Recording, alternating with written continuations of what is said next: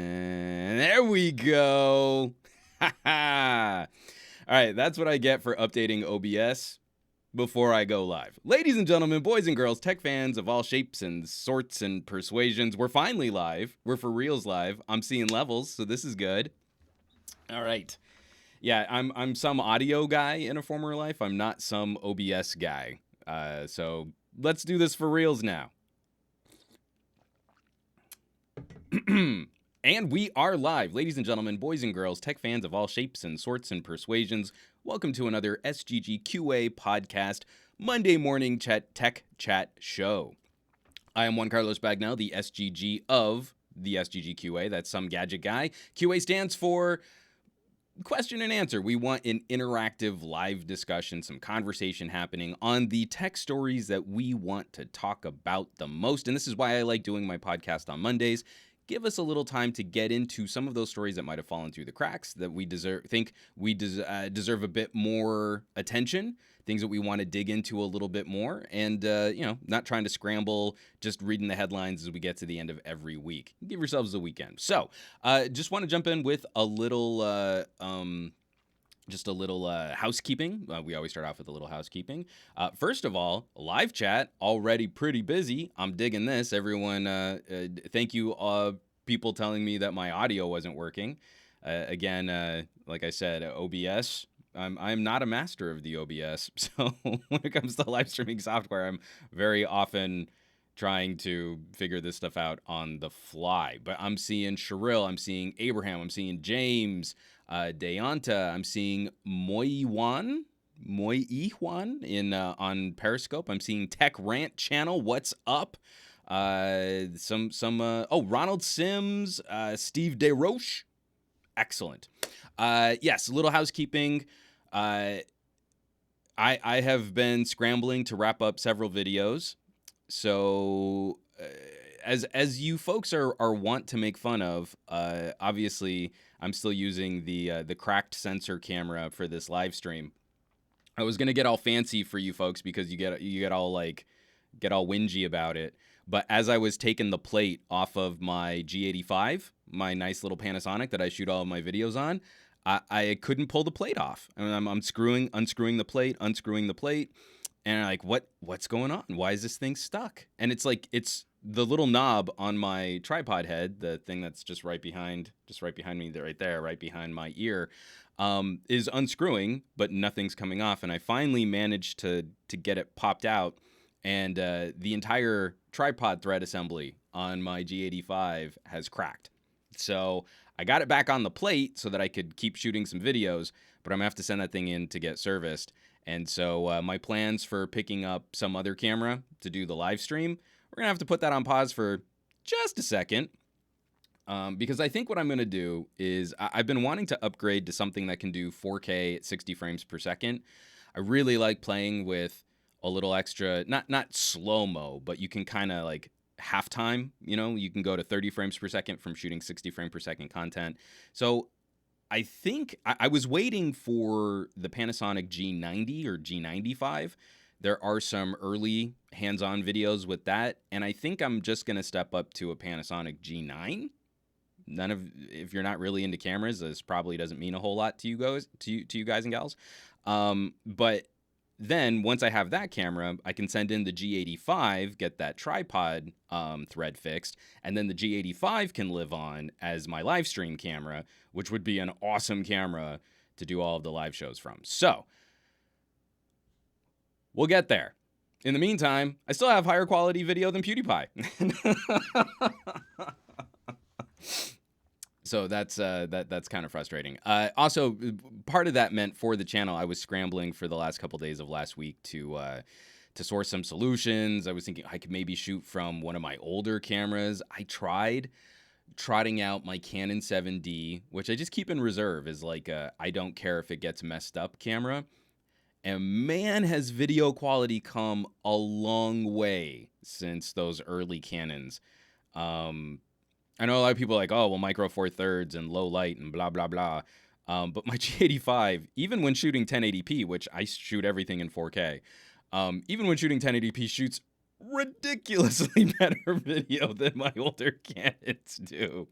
So I don't have anything in reserve, and that's what's making me nervous. Is my reserve camera is a Samsung NX30 with a cracked image sensor. I should probably invest in another another camera so I can have a good backup. I hate having like dual camera bodies like that. I mean, because it's really expensive, but I feel like that's just kind of where we're at. So this week on the channel, I'm gonna have videos that I was trying to wrap up last week while freaking out about a cracked tripod thread. But we are going to be looking at some other accessories videos. I've got a bunch of headphones. I need to finish up headphones. And I'm actually going to be spending a little time with the Creative. It's over on the table behind me, like literally directly behind me. So I'll be spending some time with Creative's new Bluetooth X-Fi, S-Fi, something like that. We're also going to be doing some stuff on Newegg about that too. Tech Rant channel. Have you ever thought about using a camcorder for dedicated live streaming? So right now I'm using a Samsung NX30. I like stepping over to more traditional cameras because you get a better, my office is really tiny. From wall to wall, it's like 9 feet. So even with Micro Four Thirds being a little smaller, I get a much shallower and a much better depth of field than I would were I using sort of a dedicated camcorder. To step up to a camcorder that will effectively blur the background behind me. And I don't use it just for the live stream. I mean, if you've seen a number of my talking head videos, when I do a review, you know, like, I'll hold up a phone and be like, hey, check this out. And we can do all this stuff and you can see these things. You want that sort of, head and shoulders shot, but I still need this a little softer in the background. I need something that's got more of an interchangeable lens and I can shoot with the fast prime. And to get a camcorder that can do that well is more expensive than what I want to spend on just sort of a dedicated, just for the live stream kind of camera. So, yes, lots of audio tech coming soon to the channel. I'm flirting with sort of another tips and tricks video. I'm still a little disappointed that it took me so long to finish up my video game Twitch streaming, and I'm still sharing it, and it's still getting traffic. But I want to be able to play a bit more with, just some of the help and how-tos. And then I was also thinking about going back through some of my old phone archive too. I was cleaning up the shelf and putting each phone into little baggies so that they get a little bit more protected from dust. And, I picked up an LG G3. And you're like, I wonder what it would be like to use a G3 today. So I might have to spend some time on that. But I will be trotting out the Lumia 1020 again. I'm always nervous. Like, I know someday I'll fire up the 1020 and it won't work. But I do want to, I'm still waiting. I'm still waiting for the Nokia 9 to get an update. It needs an update before I'm going to finish up some of the deeper dive camera and phone review on that phone. But I still want to do Nokia's top pure view against the top Lumia pure view. So we'll have to see. Let's see. Sharil Abdul Rahman, the Canon sensor tech is kind of old in that Canon you have, but still a good image shooter. I still love my Canon 7D because it's built like a tank. I can take it anywhere. I've got a fast 50. I almost shoot almost everything on a 50mm f1.4. It's a great camera, but the video is not very good. We've gotten way better at video than when that camera came out. Steve DeRoche, I lost my tripod screw mount adapter thing. My tripod is now useless. Oh, that's a bummer. But, I mean, at least for the mount, if it's just the plate, you should be able to replace the plate pretty easily. I haven't looked. I might still be somewhere in my apartment. We're moving soon, so I'm bound to find my screw plate. Let's see. Sharil Abdul Rahman f1.4 sucks breath in. Oh yeah, baby. I mean, because it's not even L glass. So I used to rent when I was shooting a lot on the 5D and the 7D. I used to rent. There was a little camera shop here that you could rent a 50mm f1.0, that discontinued lens. and it was so imperfect and it was so slow to focus, but it was such a unique look that I liked that even better than the actual L lens f1.2. But I never owned any of those. I never owned any L glass. The f1.4 is sort of the best prosumer lens of its era. So I used to. Yeah, I mean, I spent a lot of time with the bigger, heavier L lenses. It makes me sad because I kind of feel like Canon glass is so interesting and unique and precise with great color and clarity, but I just wish Canon were staying on top of video. I have to buy cameras now for video, and I don't love the still images from my Panasonics, but I really like the video, and I like that I've got high quality video options, high quality video controls in $1,000 camera body with a flip out LCD. So I'm seriously looking at the G9 because it's everything that I want. Flip out LCD, 4K video at 60 frames per second, a very, very high bit rate for sort of prosumer video, and it's better weather sealed. So if I want to take that camera out in slightly drizzlier or rainier conditions, I can do that. So Abraham Artemis, long live the nifty 50 f1.8. I started on the Plastic Fantastic. I loved that lens, even with its weird pentagonal bokeh balls because of the 5-blade element. Yeah, I have a lot of fond memories of the 50 f1.8. Again, if you're getting interested in photography at all, get an inexpensive camera body. You don't have to break the bank on a decent camera body, but I guarantee you will learn so much more about photography if you pick up a fast prime, not a zoom lens. Don't give yourself the benefit of zooming all over the place and then not really learning about aperture, because as you zoom, the aperture, the ratio of focal length to iris diameter changes.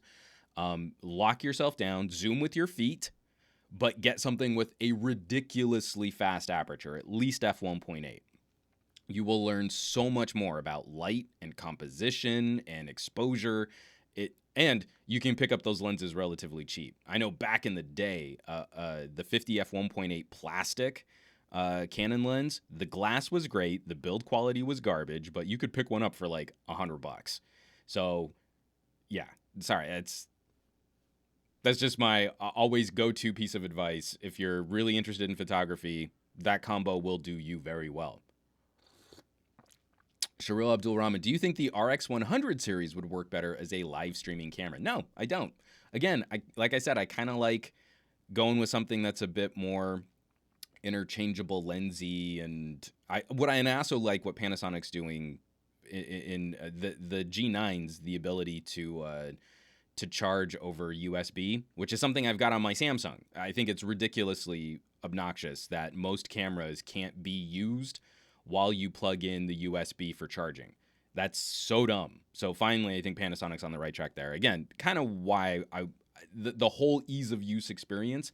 Then it also means I've got two camera bodies that can be used in very similar production capability. So I don't have one camcorder and one interchangeable lens camera. I've got two cameras, two camera bodies on the same mount with similar accessories. I even think they have similar batteries, so that I can swap back and forth very, very easily. If I want to go with a zoom lens on one and my fast prime on the other, I can do a 2-shot, and I can be reasonably certain that the video that I'm shooting from both will edit together pretty well. Forbes Tech Review in the house. What up, Juan and Stream? Yes. Steve DeRoche, I'm an entry-level Fuji mirrorless paired with a 35mm f2. I love the bokeh, even if it's not 1.4 for close to double the price. Yeah, again, it's f2, f1.8. You start getting into that territory, and you're beating out most nice zooms for your maximum aperture. A lot of nicer zooms will max out at f2.8. So even there, you're doing around, I forget what the math is. It's about a half stop, I want to say. So, about 50% more light, and you're still getting that bokeh advantage. And especially on something a little wider like a 35, because I came from shooting a lot of 50s. We don't have to make this all camera tech talk. We've got a lot of news and stories to get through. And I want to save a little bit more time for some Q&A at the end of this live stream. We had a lot of questions last week that I just couldn't get to because it was a 2 hour and 40-minute podcast just catching up on news and stuff. So, oh yeah, I do want to get the 17 millimeter from Olympus again, f2.8, but a pancake. Pancake lenses are fun, especially if you're working on a smaller camera body. Okay, let's jump into some news. Obviously, if you've followed my podcast at all, you would know that if there is any tech politics news going on, especially as pertaining to net neutrality, that I'm going to jump on it.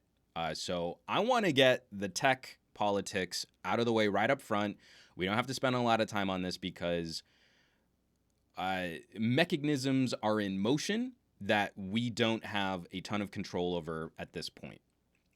This is the last big push to write your congressman to call your local elected representative in Congress, because tomorrow morning there will be a vote on net neutrality. So what we talked about last week, and what was very frustrating, if you did, I gave you the homework of going and watching the markup committee on the Save the Internet Act.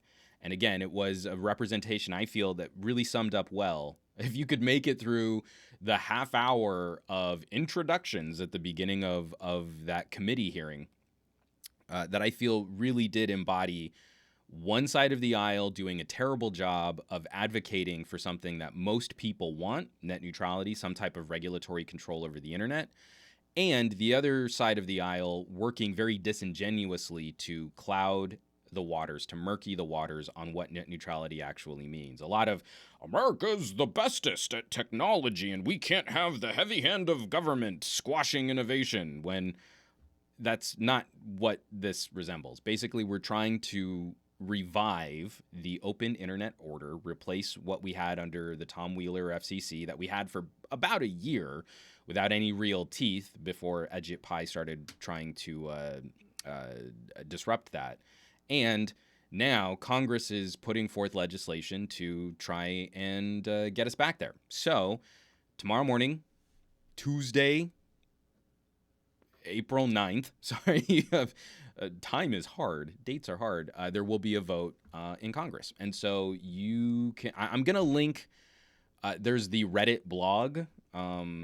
Not always the best, but this one does a pretty good job of tying together the information that we're taking a look at. So tomorrow, Congress votes on net neutrality on the House floor. Hear directly from members of Congress at 8 p.m. Eastern today on Reddit and learn what you can do to save net neutrality.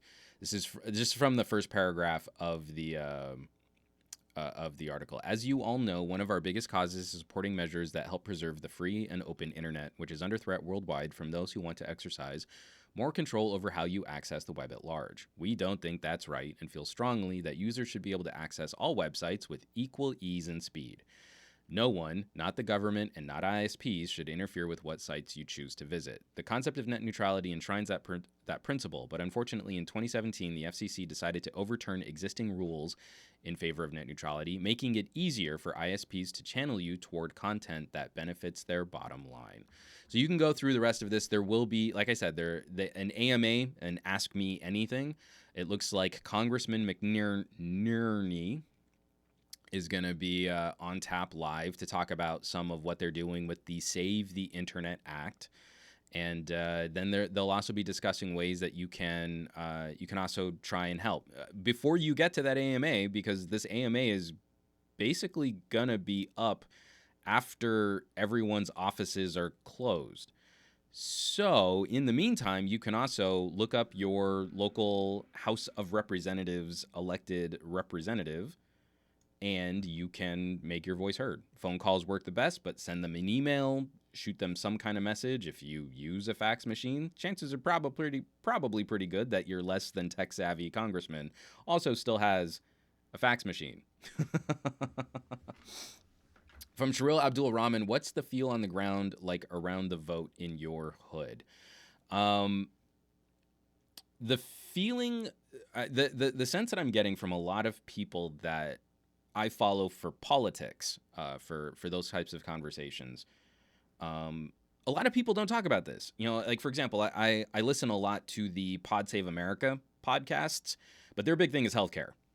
former Obama staffers. I mean, it kind of makes sense. If there's a healthcare story, they jump on that like I jump on tech politics. So if there's any mention of net neutrality, it's kind of a, oh, yeah, and we're going to see if we can revive Title II. And that's about it. That's about all they'll talk about. It's frustrating because I think the feeling on the ground in most areas is generally around 70, depending on what poll you follow, around 70 to 80% of the American public want some kind of regulation which prevents internet service providers from throttling traffic, and then also applying things like, disruptive caps, metered billing, et cetera, et cetera. And I think a lot of people understand, for as much as we want to talk about free market, free economy, those regulations are in place to help support competition in the tech space, and that the on-roads to the internet should be regulated differently than the services which live on the internet. And that's the biggest fallacy that I feel the conservative apparatus has been fronting of late, is trying to conflate access to the internet with services on the internet. And you've heard me say this before, the difference between an information service and a telecommunications service. The pipe that gets you to the internet is a telecommunication service, which I don't feel really should be regulated that much differently than telephones have been regulated, and those regulations have evolved into the era of cell phones and the era of smartphones. Now, what you do on the internet, Twitter, Facebook, Google, needs its own swath of regulatory action and agency. Those are different. And we should acknowledge that those are different. And that's what the current Republicans are trying to conflate. They're trying to say that those are the same. And that is not accurate. So I feel like the feeling on the ground right now, especially for those of us in the tech space, it's important that the House holds this vote. I think it's critical that the House gets people on the record voting for or against things like net neutrality.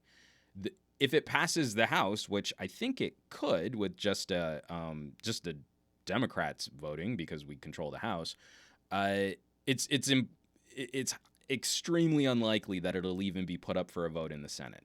So really, this is important for getting people on the record as we start getting into the 2020 primary season and the election season. It'll be another data point that you can actually put towards someone in your area saying, look, they voted against this. They are against competition. They are against free market. They hate the internet. But again, this has got to be part of a long-term strategy, because with EdgePie at the head of the FCC, let's say in some magical universe where the Democrats pass it in the House, it passes in the Senate, and Trump signs off on it, the person in charge of the FCC could still shirk their duties. EdgePie could still basically ignore what happens in the telecommunications space, because he's basically a shill for the ISP lobbying efforts.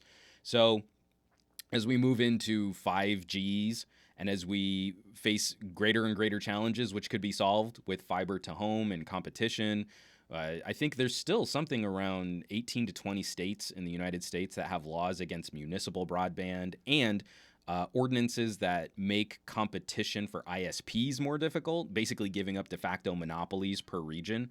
This is a huge long-term fight that we're going to have to wage to try and get this back.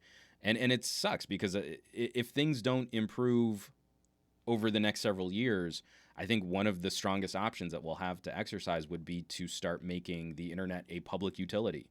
I know a lot of people would be very upset by that, but if the telecommunications industry can't fix themselves, then our next option will be to nationalize the telecommunications space. So we'll have to see how that goes down. This is an important show vote, so I want us all to pay attention to it. In my show notes from last week, you can watch the markup session. That's where congressmen and congresswomen go through and try and alter the language of a bill before it goes up to a vote. It's the Energy Subcommittee. And they're going through this Save the Internet Act, and I think you'll get a clear sense of who's actually trying to operate in good faith and who's trying to confuse the issues surrounding telecommunications infrastructure, ISP, and investment. And from there, we can have some learned conversations. It's a frustrating watch. It's 2.5 hours. And like the first third of it is, the esteemed colleague from Texas would like to represent him, and what would you like to represent? And then someone just prattles off for 2 minutes about some kind of nonsense where you get a pretty good idea whether or not they even know how their smartphone works. From LGH Dotma, it's hard to sell people on the importance of this point. People don't understand why they should care. Most are non-techies. If you have to explain something that has more than 2 variables, people don't actually care about what it actually is. Good luck selling them on something. Great slogans work, even if untrue. And that's another big problem is, again, you can make this a pithy, we want the internet to be free. But what does that mean?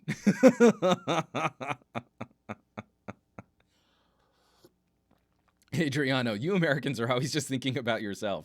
Here in Europe, our union does its best to destroy the free internet for the whole world altogether. We talked about Article 13 last week, and my feelings have not really changed much on that topic either. Again, this is I'm gonna wrap up this new. I've already talked about this longer than I intended to. The show notes, there will be a link to that Reddit post, but there's lots of information happening. Go to Reddit at 8 p.m. Eastern time, 5 p.m. Pacific. You can catch the AMA. But before then, if you have the time, if you have the wherewithal, this is the last chance just to send your support or to try and convince your local House member to consider the ramifications of net neutrality. This is the last time to make your voice heard for this show vote before we push that through in the House, and then we'll see what happens to it. There's no way, I don't believe for a second that there's any way that this will get a legit Senate vote, not with McConnell leading the Senate. But this is the last one. But the point here about net neutrality, ISPs, I really wish Comcast and Verizon would hear me on this, because Article 13, I think, is a perfect example of what happens when an industry does not police itself very well.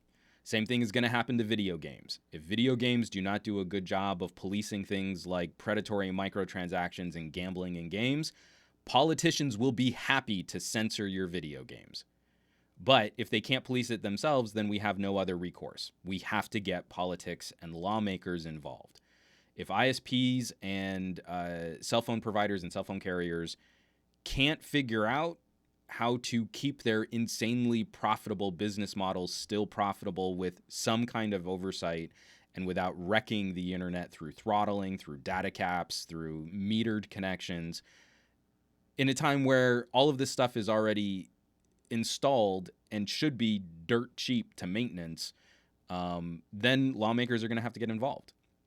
If you want that free market idea of telecommunications competition, then we need to break down those state laws which prevent competition, and we need to bolster competition in a lot of areas, especially more rural areas. That's going to mean municipal broadband. It means people rolling their own, and if we get in the way of that, then those people are basically invisible to the 21st century economy. And that goes for a lot of places in this country. You get outside of a major city hub and you try and get on suburban data connections, and they're usually terrible. Especially, usually terrible for what you pay. It'd be fine if you rolled up on like some like suburb here in California up in the mountains and you got 20 megabits down, 10 megabits up, but it only cost you $15 a month. For a lot of people, that's going to be like an $80 a month data connection where you've got municipal broadband in Chattanooga, Tennessee with gigabit up and down for half the price. So keep your eyes peeled. This is going to be an interesting topic, and we're going to revisit this based on the vote next week. So we're going to see who voted for it, who voted against it. I'm not going to list off every House member. It's a lot of people, but I'll be very curious just to see how this vote plays out, because I'm pretty sure it's going to fall on party lines. But this is not a conservative versus liberal topic. When you poll, even conservatives want some kind of regulatory protection over the internet. We disagree a lot on what that final regulation should look like, but this is not a liberals only situation. True conservatives want some kind of protection for a fair and open marketplace. You know, a free economy doesn't mean free of all regulation. You have to protect something in there. Otherwise, it's very easy to game the system. It's very easy for people who are companies that are already winners in this space to hijack everything that's going on. From Jacob Don on Twitch. I have no idea what you're saying, but it sounds smart. Well, Jacob Don, you're on Twitch. So you're streaming, you're watching this on a game streaming service. So you should look up how Time Warner was sued for throttling gaming connections very recently. Now they're Spectrum. I think one of the reasons why they changed their name was to try and get around some of these lawsuits. But they throttled gaming connections, so we should care about that kind of stuff. You want the best ping to your server. We can't trust carriers and ISPs to always work in our best interests. Tech Leathercraft. Problem with passing laws and regulations. Sometimes you don't know the full impact until like 3 to 5 years into it, and then you see the larger impact. So that's true. And that's why we don't want lawmakers and politicians to be doing this type of work. But it's unacceptable to say, well, the industry is choking out consumers, and they're choking out competition, and they're raising rates, and they're not really improving quality of service. So we'll just let them keep doing that because we don't want to make laws. This is the reason why I bring it up this way, and the same reason why I point to gaming and why I point to Article 13. The market as it stands today is unsustainable. We don't want something really bad to happen. But if the market can't police itself, then lawmakers have to get involved. And we won't know what the full impact of that is. You're right. For years after the fact, laws are really broadsword solutions to things that should require scalpels. But if industries and markets and manufacturers and companies can't realize that a long-term strategy is in their best interest, where their political strategy isn't just, influencing politicians with political contributions, then unfortunately the citizenry needs to get involved and fix that for them. And unfortunately, the main tool we have at our disposal is leveraging our elected officials to write laws. So that's where we're at. Jacob Don, you seem intelligent, and I'm an oaf. So I'll ask you, is unlimited data a scam? Like, do they throttle it? Jacob Don, this is actually something that the FTC has been doing a better job of taking a look at. We talked last week that they're looking into privacy, location tracking, a lot of those types of situations. But the reason why we now have this fake unlimited on a lot of carriers is because the FTC has been looking at how a carrier advertises their product. So you go to Verizon, and there are 4 different flavors of unlimited. But if you read below, you'll see, oh, well, this is a tier where if you stream 20 gigabytes per month, then you're going to get throttled. And this is a tier where you can stream video in HD instead of in standard definition. See, it's those types of disclosures which are critical for consumer education. So if you don't have some type of regulatory agency in place, then basically the carrier or the ISP can do whatever they want. You'll never be notified or made aware of what the changes to your plan are or of what your limits or thresholds are. They can arbitrarily charge you. Those types of things we need to take a closer look at. But if you're on a cell phone in the United States, in North America in general, there is no such thing as truly unlimited 4G data. You can have unlimited data, which maybe has a fallback to 3G. You can have unlimited data that gets throttled at a certain point. So you have a certain metered connection. And that's what we talk about with metered connections, throttled connections. It doesn't exist for us to have truly unlimited. And 5G isn't going to fix that. In fact, we had a conversation on YouTube right here. A couple people bouncing back and forth. Peter, 5G only makes sense for densely packed urban areas. In rural areas, the cost of infrastructure would far exceed revenues. And we talked about that a little bit last week too. Verizon's plans to roll out 5G for home connections is not panning out. It's not working financially. And this is very frustrating because Verizon was an early frontrunner, a very exciting frontrunner for Fios, for delivering fiber to home. And then that got a little too expensive. They were still making a grip of money. They were still insanely profitable off of the existing infrastructure. It just took a while to zone and get the fiber laid directly to home. And then they thought, well, we can make it up with wireless. We can't make it up with wireless. We need wired connections to homes, and wireless is great for mobile devices and other stuff. But if you think you're going to power your home IoT devices on 5G, that is phenomenally foolish. And Peter brings up a great point. It's even more foolish to think we'll get that in rural areas, because businesses do not want to invest in you if you live outside of a major city. Marvin C. dropping a super chat. Just wanted to say thank you for your quality vids. Peace. Thank you, Marvin. I really appreciate that. And I appreciate the support on this channel, man. I got to meet Marvin C. He actually won I had an old, I wasn't an Asus. I think it was a little Asus phone. And so we met up for coffee and had a chat about phones. And I think he was using a View 10. I think he might still be using a View 10. I can't remember. But we just had a really lovely conversation over coffee, talking about phones and stuff. And I took a ridiculous selfie with him, and it was a lot of fun. Okay, let's get into some other news. I rambled on too long about politics. Apologies. I didn't want to go that long, but you guys know I get real rambly and soapboxy about net neutrality. So let's move on. I see you,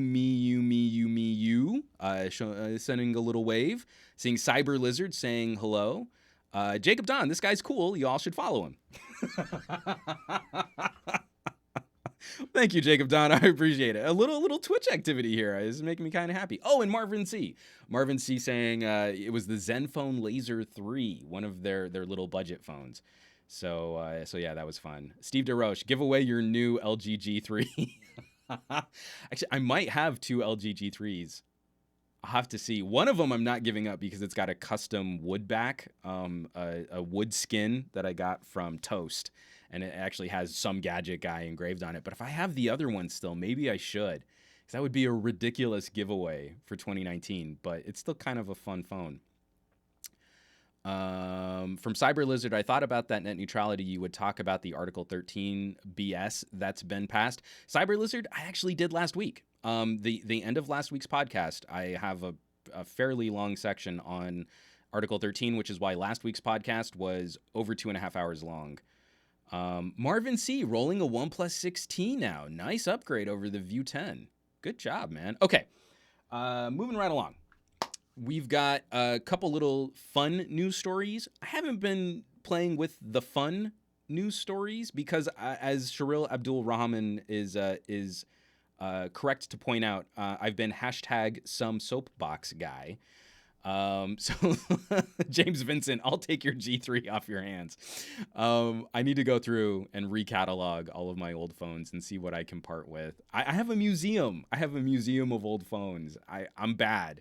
I'm real bad. I'm a collector. I don't want to give that stuff up. But this is a short little fun news story, something I'm really happy to see because this is following a trend I like.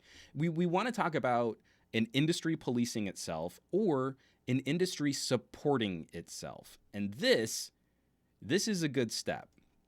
Toyota to give royalty-free access to hybrid vehicle patents. This is a story out of Reuters, written up by Naomi Tajitsu. I've mispronounced her name, and I apologize. Japan's Toyota Motor Corp will offer free access to its hybrid vehicle patents through 2030, it said on Wednesday, seeking to expand use of the lower emissions technology even as the global industry shifts towards fully electric cars. The pledge by one of the world's biggest automakers to share its closely guarded patents, the second time it has opened up a technology, is aimed at driving industry uptake of hybrids and fending off the challenge of all battery electric vehicles. Toyota said it would grant licenses on nearly 24,000 patents on technologies used in its Prius, the world's first mass-produced green car, and offered to supply competitors with components including motors, power converters, and batteries used in its lower emissions vehicles.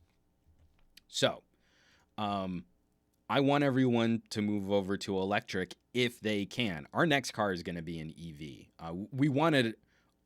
The last time we bought a car, we wanted it to be an EV. I understand. So there's a little snark happening in this article, like, oh, well, the industry is shifting to electrics. Ugh, Toyota wants to keep everybody on hybrids.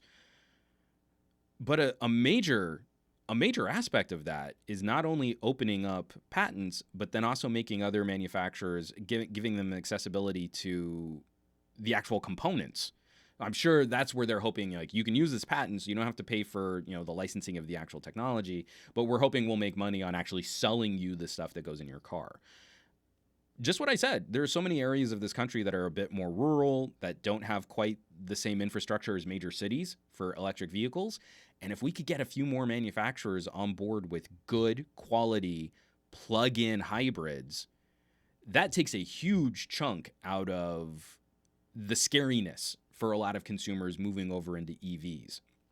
Like, I had a buddy who was driving a Volt around town, and he actually got the warning on his car that the gas in his tank might be going bad because he hadn't filled up in, I think, something crazy like 7 or 8 months, because he was just using the plug-in range. He almost never had to tap the gas in his tank.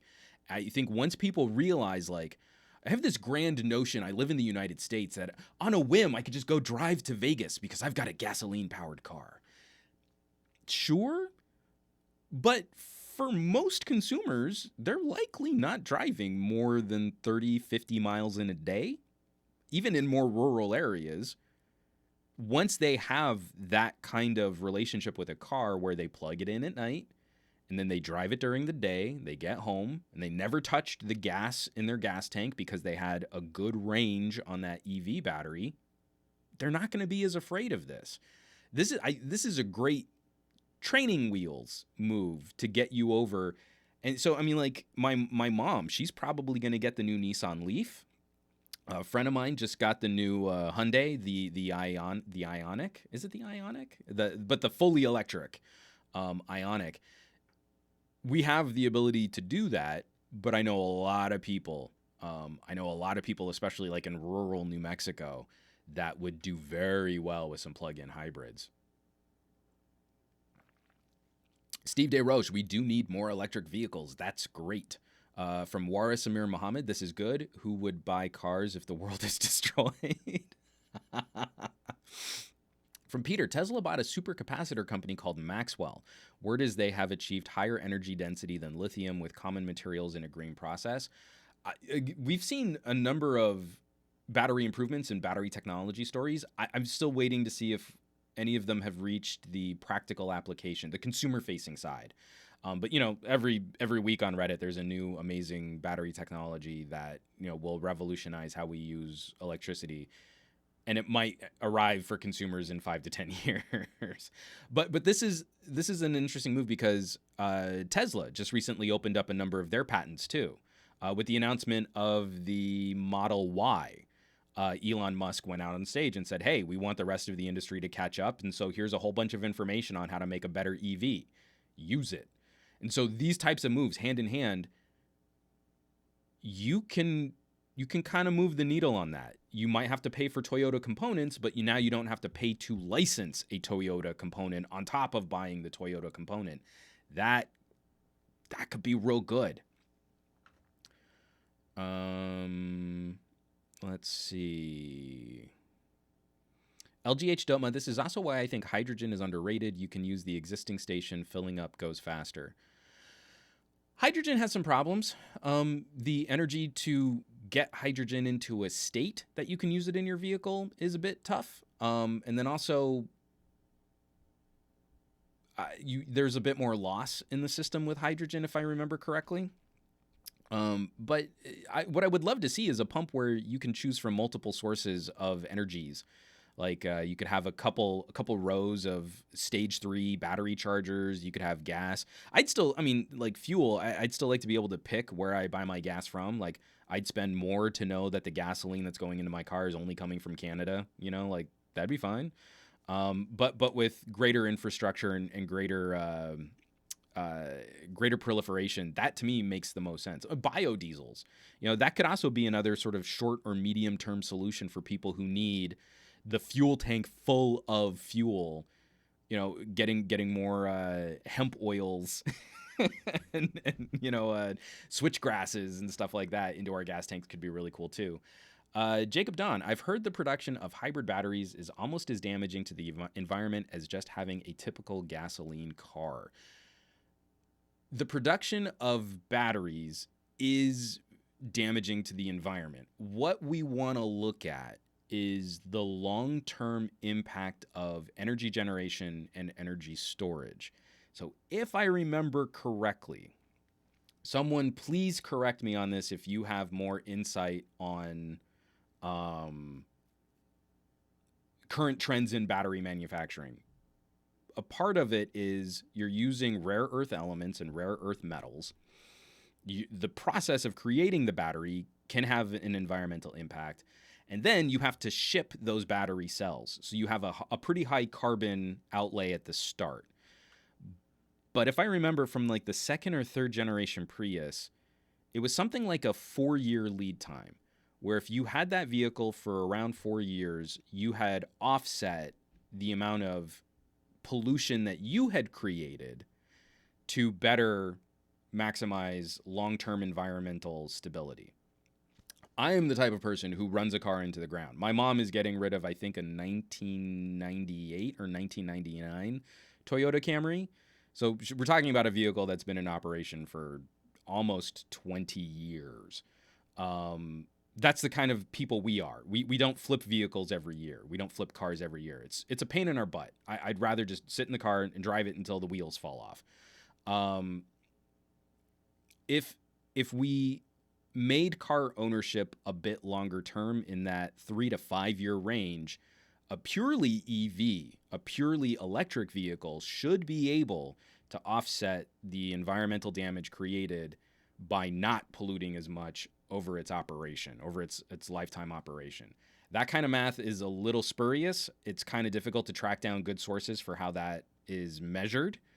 But I think at some point you would hit a tipping point, a balancing point where the vehicle is now cleaner to operate than it was to manufacture, if that makes sense. Ghost in your screen. Hydrogen makes sense for lorries and stuff, big vehicles that would get very heavy with the needed batteries. This is, you're absolutely right. This is where I'm curious, like Tesla is making a semi truck. I wonder how that's gonna work. Like long-term hauling, interstate commerce, being able to power itself, having that much torque. I mean, electric motors are tons of torque, but again, in my brain, it doesn't make sense that you would just keep adding battery, which makes the vehicle heavier, which requires more power to drive the vehicle.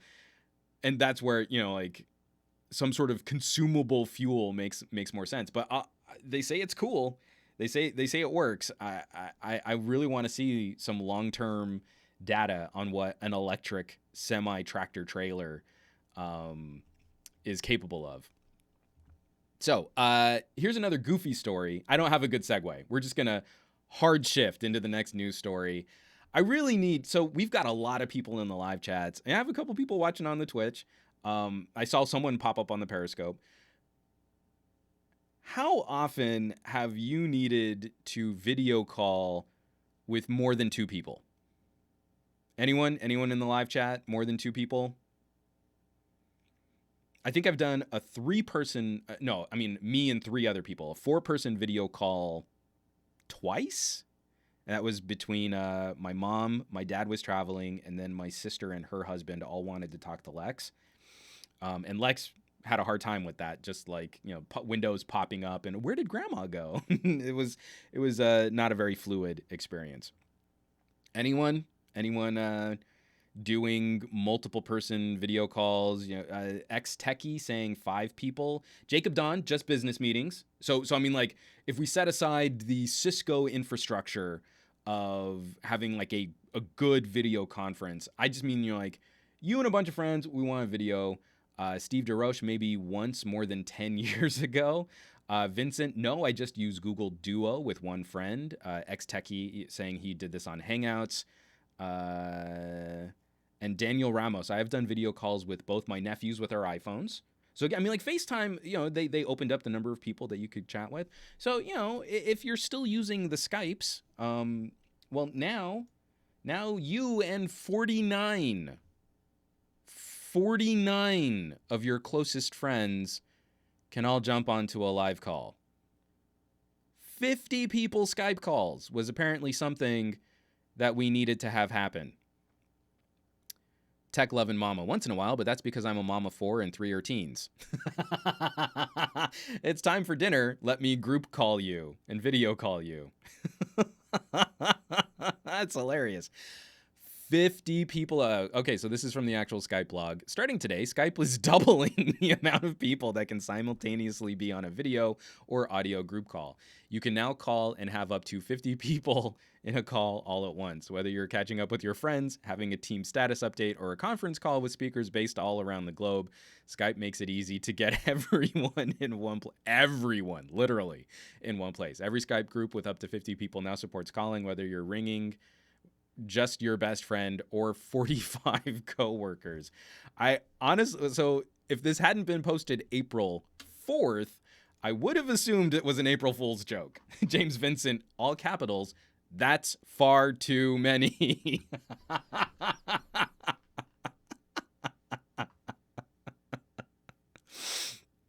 Okay. Whew. From Peter, Skype just invented a brown noise generator. Back in the day, when I was still doing mostly voiceover casting, I was doing quite a bit of work with the Skype PR team. I have one of those Skype influencer hoodies, like I forget what they were called, like I'm a special Skyper or something like that.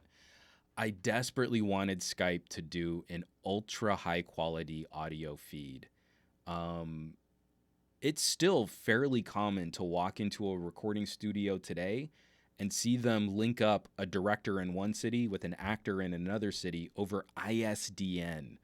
We're talking like copper phone line data transmission, like having two 56K modems stapled together is essentially what they're working on. I always felt like we have this data infrastructure. We've got these advanced audio compression codecs. Skype, give me a low quality video so that I can interact with the person, but then give me some kind of audio setting where I can really crank up. If someone's got a 20 megabit upload and I've got a 20 megabit upload, we could have a Skype duplex call, which streams in near wave quality for recording. You could work with like a musician, you could work with an individual, or you could also put a buffer on it. So I'm talking to someone and I want to capture an insanely high quality piece of audio for an interview. So like for a news broadcast.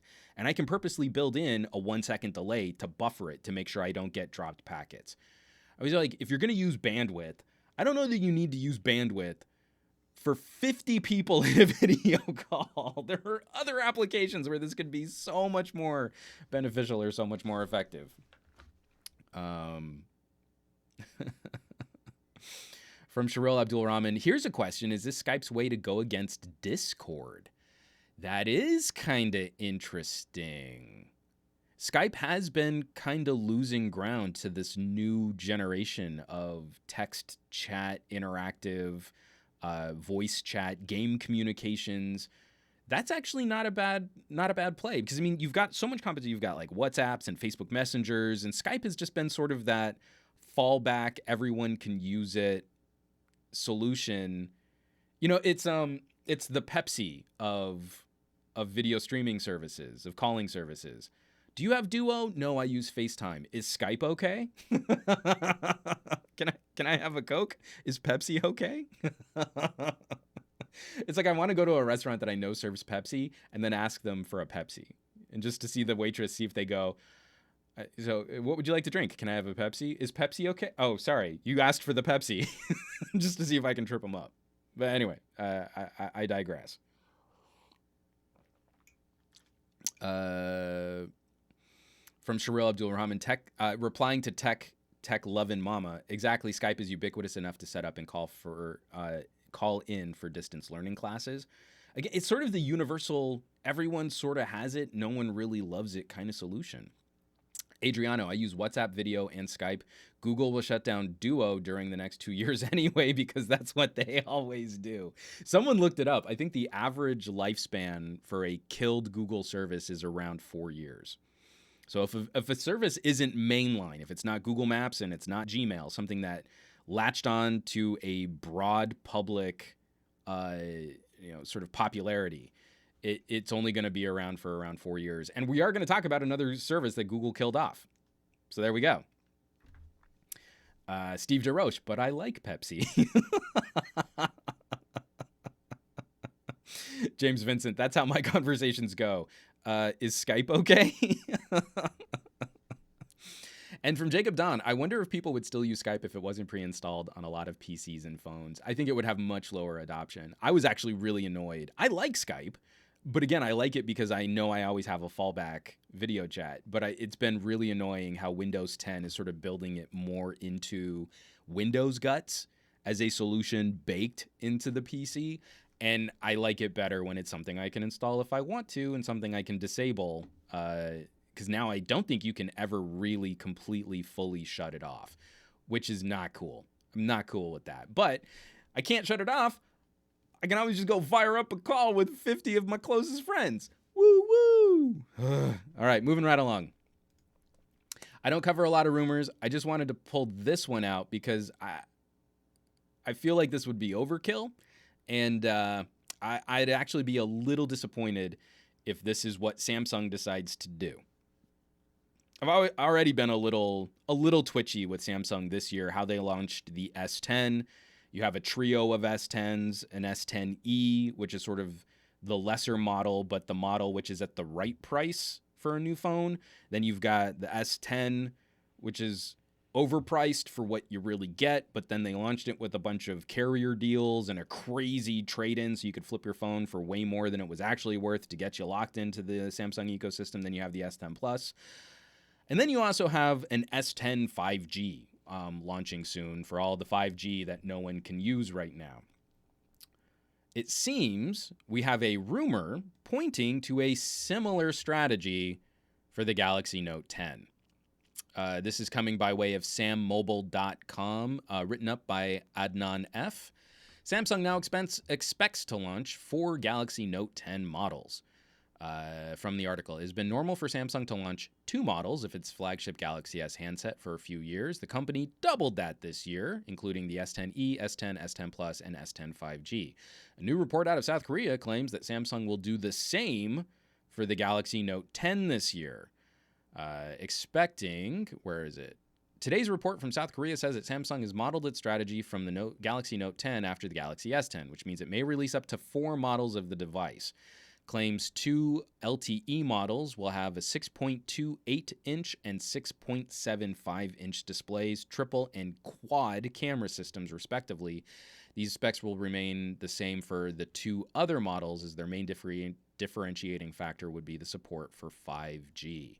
So we might get a big and bigger Note 10, and then a big and bigger Note 10 with 5G. How do we feel about that? Do we think like just your normal base model Note is going to be a Note 10e? Are we going to get a Note 10, Note 10 Plus, Note 10 5G, Note 10 Plus 5G? What is the breakdown on this? And why do we need so many? I don't think that this has ever worked. What was the last time that we had Note bifurcation was the Note 4 and the Note Edge. And then after that, when we got the Galaxy S6 Edge Plus, that came out at the same time as the Note 5. So it was like you could get a Note or you could get a Note without an S Pen, was essentially the breakdown there. I do not like this kind of division. It bugs me when LG puts phones out in different markets with different features and different hardware. It bugs me when Samsung sort of spreads all this stuff out, because I feel like it's a way to make the cheaper devices seem more attractive, but then to put more pressure on owning the nicer handset in a very Apple-like way. You don't want to be caught with the cheap Samsung because that's lesser than. You need the $900 Samsung because that's the good phone. I don't like playing these mind games with products. It's a bit unseemly. And they've also walked away from some of my favorite devices. Like, it looks like we're never going to get a Galaxy Active again. I don't want a more fragile folding phone. I want a more durable and rugged device. I want a Samsung Rugby. I want a Galaxy S Active. I want something that doesn't look like it's going to shatter if you look at it cross-eyed. Abraham Artemis, man, that's too much variation for my taste. Can't they just simplify them? Seriously. From LGH Dotma, doesn't seem smart. They should use names, labels that are appropriate for the perceived use. And the Note is a baller standalone label. You have the Note. It is the big phone we make. I don't like having, and I can understand maybe a Note and a Note 5G. Okay, maybe you want to do that so that you don't have to build the cost of the 5G radios and stuff into a mainline phone where most people aren't going to have access to 5G. But going even bigger, a 6.75 inch display, this is getting a little silly. Sharil Abdul Rahman, give me a keyboard accessory like the Gemini, then I may consider getting a Note 10. That could be kind of fun. James Vincent, Samsung always release far too many variations of a phone every year. But I felt better with the Galaxy S being the shotgun approach. You would have an S, an S Plus, and an S Active. And you had 3. And then you also had your Galaxy A, Galaxy J, Galaxy M, blah, blah, blah, blah, blah. But I liked that the S used to be three very, very clearly defined phones. And now that's way too confusing. I don't want that to happen to the Note. Tech Leathercraft. Technically, 3 choices is supposed to give the best marketing sales generation. 3 devices for every device? 3 variations for every device? I don't think that's super solid. LGH Dotma, S6, S6 Edge, and the S6 Edge Plus, and then the Active. But the Active is fine since it has a clear different name. Yeah, the S6 was a strange year. So I forgot about the S6 Edge. So you had the flat S6, the curved S6, the bigger curved S6, and then the active S6, and then you also had the Note 5. But at least the S6 Edge Plus launched with the Note 5. So it wasn't all at once. That's not much of a consolation. Okay, moving right on. No, okay, so at least I don't feel alone here, because I was worried that maybe this strategy was working and that I was just, no, is it me? No, it's the kids who are wrong. But I would really prefer, like Samsung, I think just announced they're going to drop the J series line, and it's going to be Galaxy A, Galaxy M, Galaxy S. And I like that. I want to see companies streamline. I want to see LG streamline. I don't think there's really any good division between a G series and a V series. You should just make that the big little. Make, what was the G series? You could do a G and a G plus, or you could do a V and a V plus. I don't really care what it's called, but the phones should basically be the same, just bigger and smaller. I'd really like to see more manufacturers working to streamline this so that we get sort of a clearer idea of where a phone deserves to be in the market. And it just makes a company like OnePlus seem all that much more attractive. We make a phone for $550. That's the phone we make. Did you buy the phone from us? Then you bought the best phone that we make at that time. Done.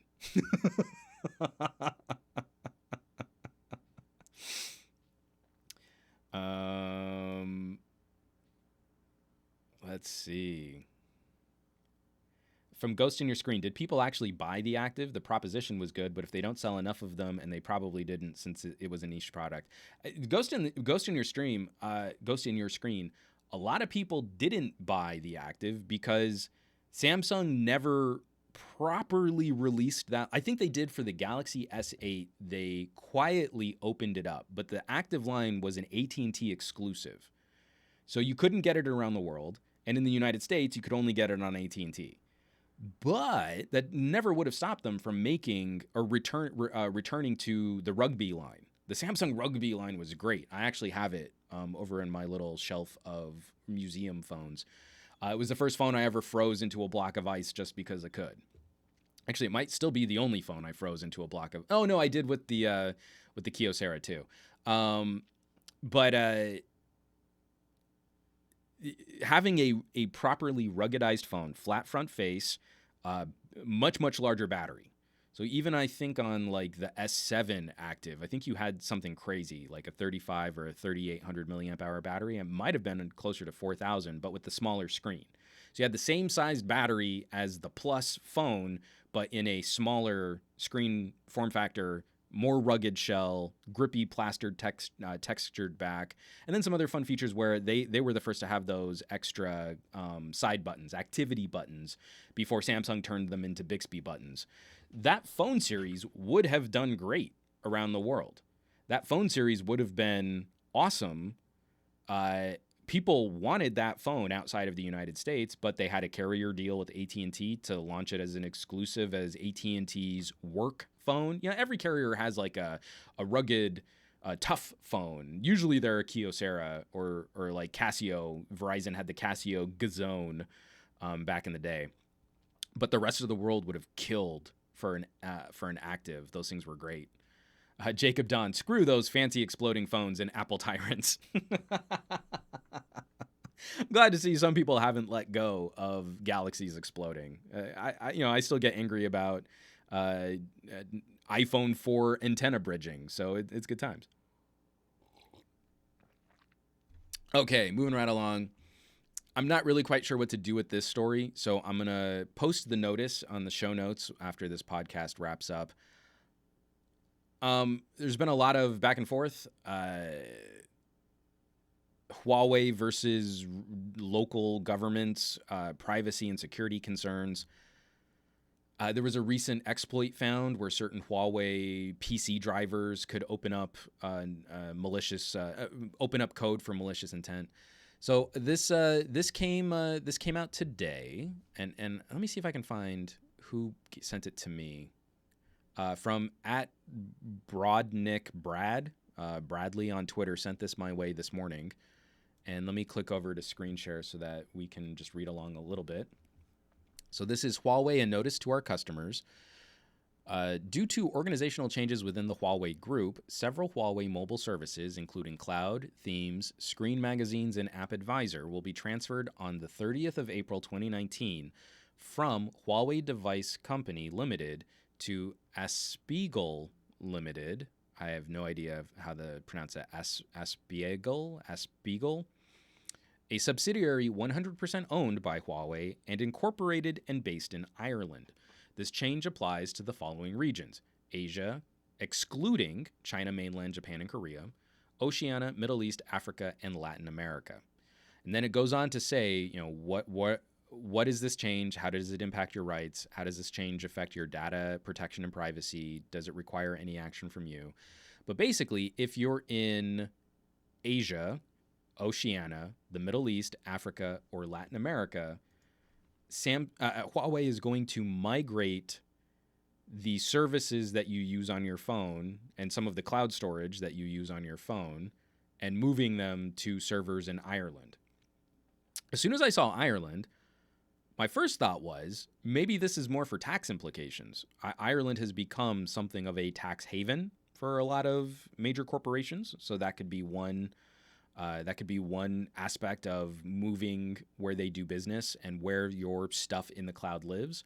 But another might be as we get into other concerns for data protection, privacy, and local laws built on privacy, that having servers outside of China might be a political move to head off any potential issues in Latin America, in Africa, in the Middle East, so that they're doing business in corporate compliance with whatever those local governments might mandate for privacy and security. So just an interesting turn. It looks like Huawei is still feuding with North America because it does not seem like if you use a Huawei phone in the United States that it's going to change your data settings there. But just some interesting ramifications for the rest of the world cloud community. So I'll be interested to see how this goes down because I'm not really quite sure why the move is being made. Because it's not like they're transferring your service to another company. This is Aspiegel is a wholly owned subsidiary of Huawei. So it's still Huawei. but they felt the need to put it under a different company name, which is now going to be based in Ireland. More to come, I'm sure.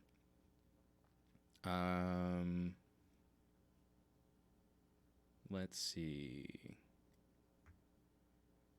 So Sherrill got this notice as well. I got this notice on my phone as well from Waris Amir Muhammad. They're setting leprechauns loose on your data.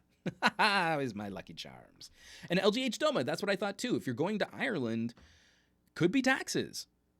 You know, it's Ireland loves cutting them special deals for preferred tax rates. Corporations love, you know, like Apple is technically an Irish company, not they're based wholly in the United States or anything, but they pay their taxes in Ireland to avoid taxes here in the United States. So yeah, ghost in your screen, definitely taxes. Okay. I feel like we're in better agreement there.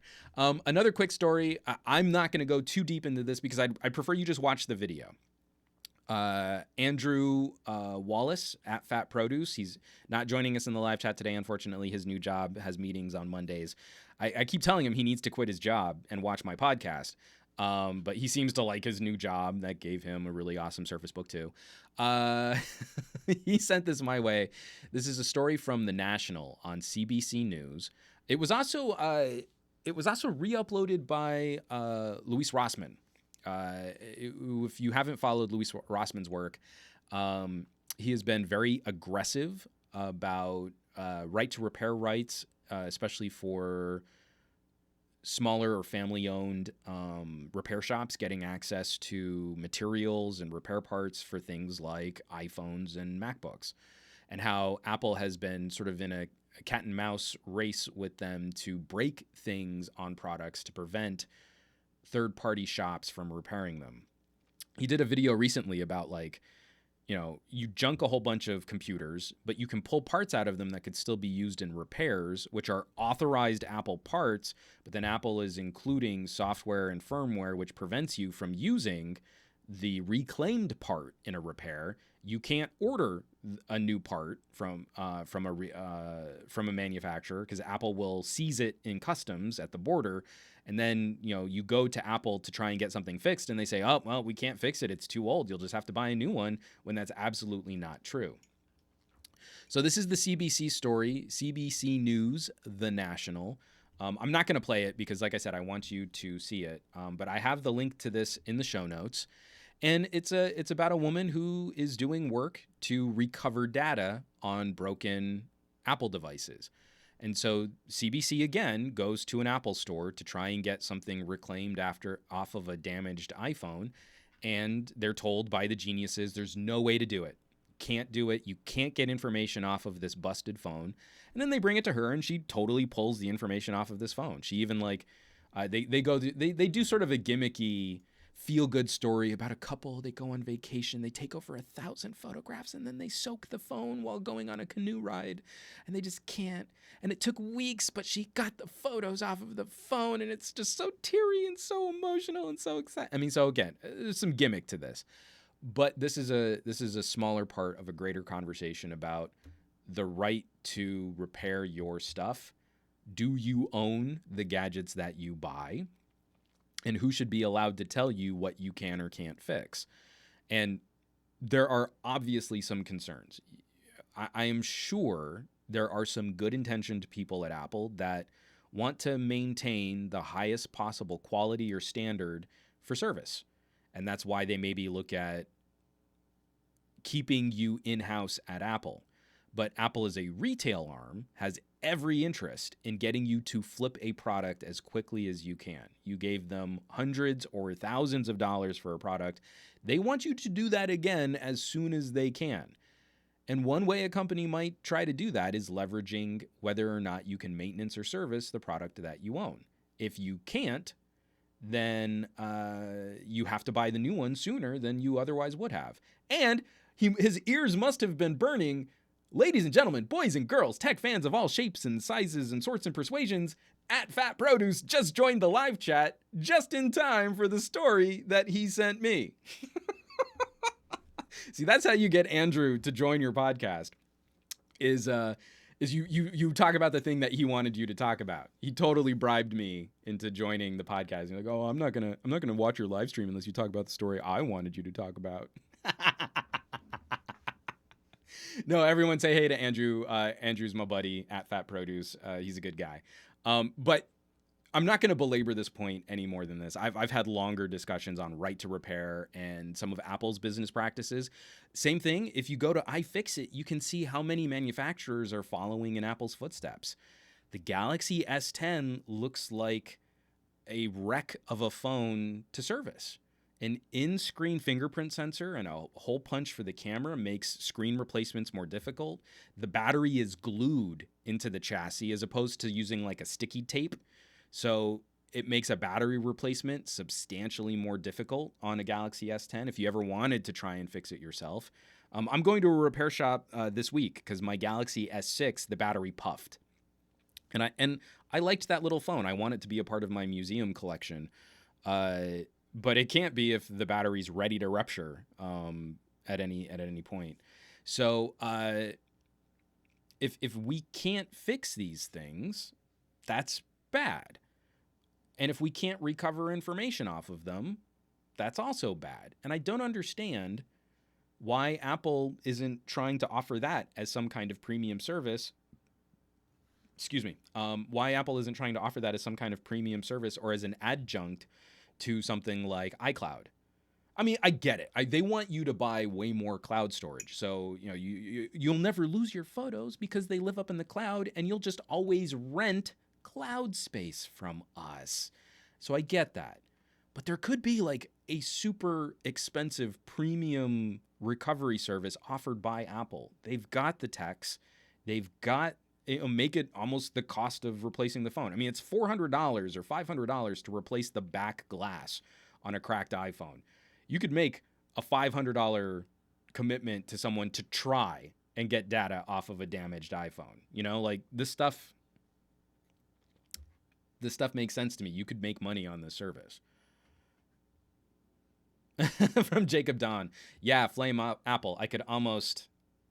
I'm not going to repeat what he said there. It was a little dirty. It was a little naughty. Oh, hey, is someone dropping fire in the live chat? What? Steve DeRoche is trying to call out Viper. Viper is what does he call himself? Captain of Team Apple. Watch Viper's channel. His videos are hilarious. But yeah, it's always kind of tricky because we want to like the products. I pick up an iPhone XS. There's a lot that I want to like about that phone. There's a lot that really bugs me about that phone. But the overall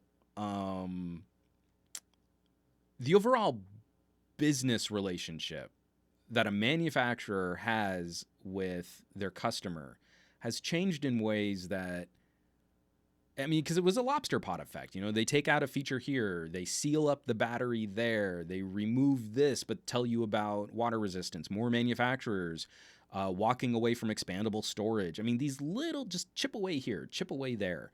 And then before you know it, like, we're completely locked out of the experience. Not that we wanted to be in the guts of our phones, not like if you're a PC builder and you really want to be in the guts of your PC. But we lost that little bit of peace of mind that we used to have on, could we keep this running longer? Could we really get more for our investment? Now it's just always lease your phone, just always rent it. And then when a new phone comes out, just pay more per month for the new phone and pay taxes on it. And then you'll never own it, but you'll always have the newest phone. And that's tough. Oh, we've got LFA Reviews in the house. Also, another channel you need to follow, LFA Reviews. Great headphone audio commentary. We did a super long conversation talking about how we review headphones. You can catch that as the Creator Chat podcast, or you could just go straight to his channel and watch great videos talking about high quality audio, because you should treat your ears better than you probably do. From @FatProduce. Apparently, Apple was still banning people in their forums for these reasons after the CBC story. That's another part of the story. I'm not going to spend too much time on it. Go watch. Let me go back into screen share so you can see the title, but I'll link it in the show notes. CBC News, The National. Expert disputes Apple on data recovery from water-damaged iPhones. And she talks about, in this video, how she was banned from Apple forums and support forums for trying to tell people, like, these are things that you can look for. These are ways that you might be able to recover information off of a damaged iPhone.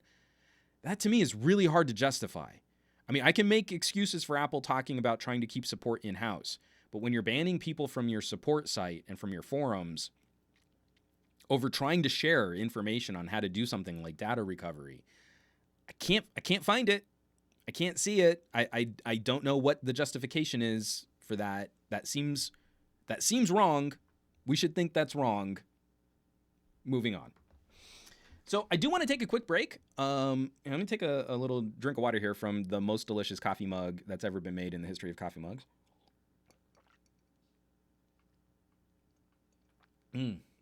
My voice went fuzzy like really early in this podcast. Like very dry. It's going to be 90 degrees in the valley today. I'm already getting a bit moist on my brow.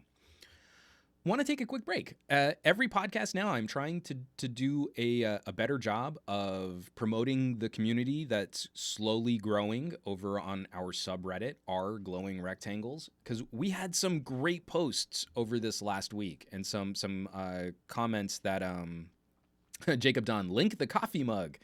I need to do better on the Twitch. You're absolutely right. I'm going to start getting better about putting in all of those links and affiliates and stuff, but you can go to SomeGadgetGuy.com and hit the support banner for the Mega Pickle coffee mug. Sorry. Back to the community.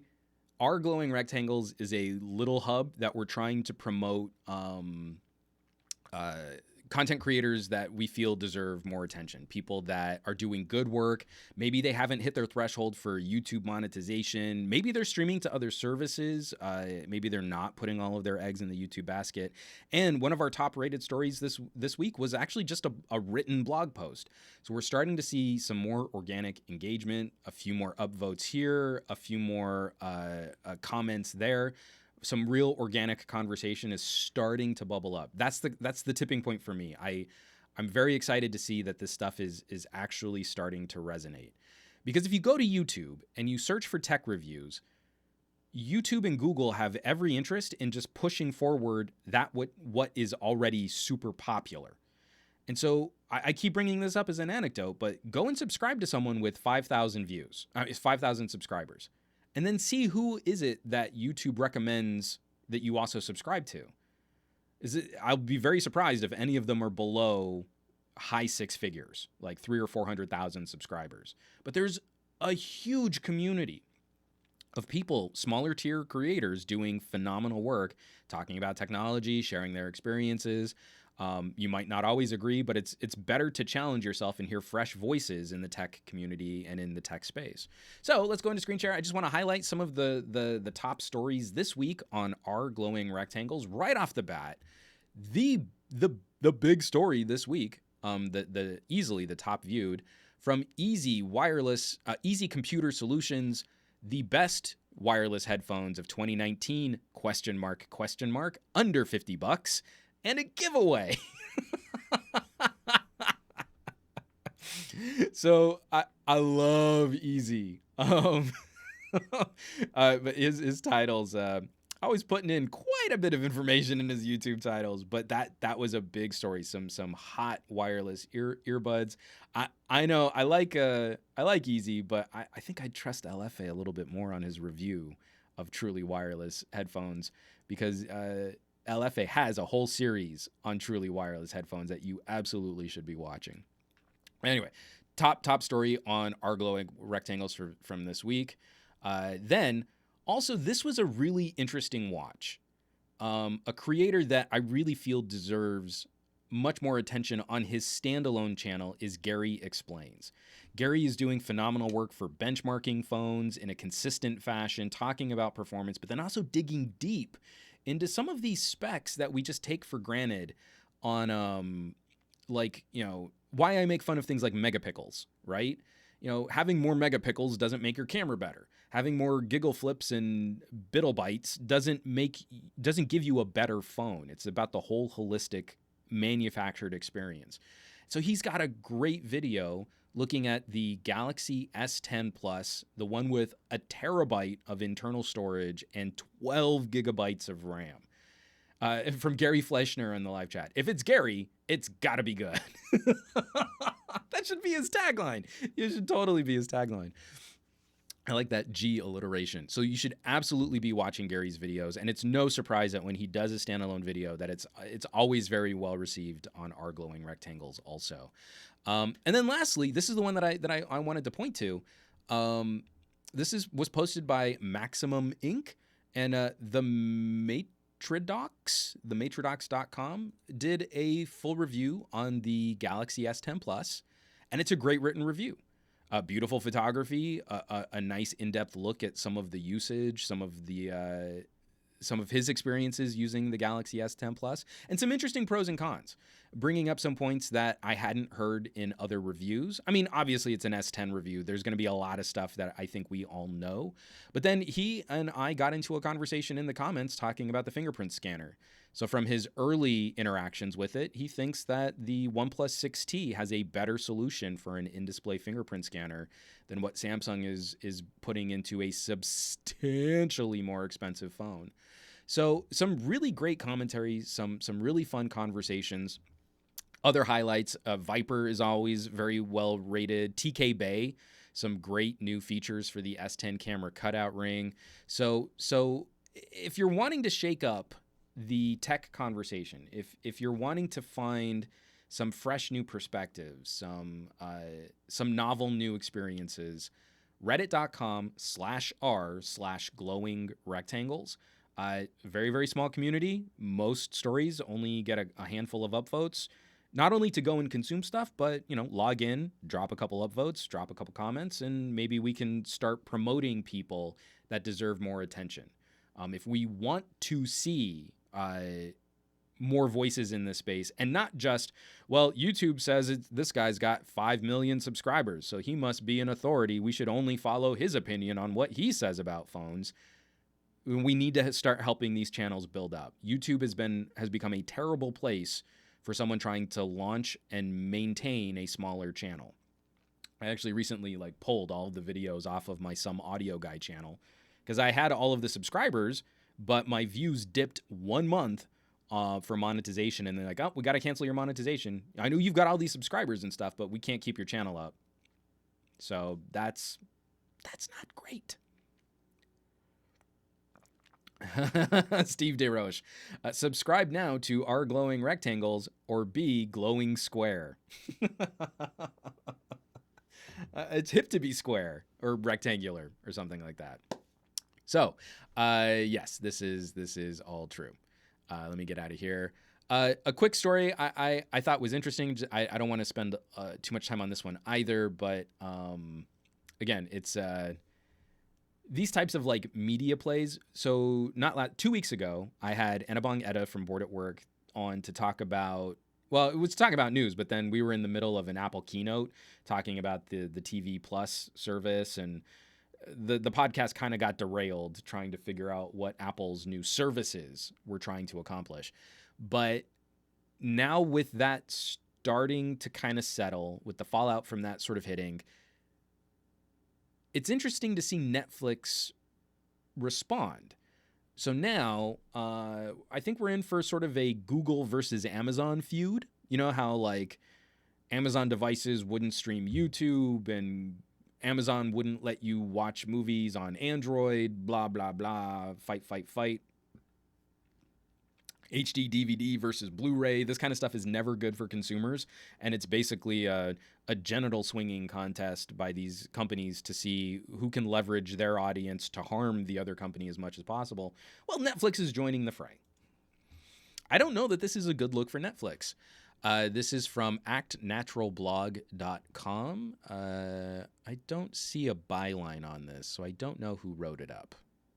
I should have looked that up. Anyway, Netflix fires Apple by removing a necessary iPhone feature. And from the article, according to media company Netflix, AirPlay is so well supported elsewhere that it doesn't feel the need to include it as a standard feature. Netflix has announced that it will stop supporting AirPlay in its app, a feature which allows users to cast video from their iPhone or iPad to an Apple TV.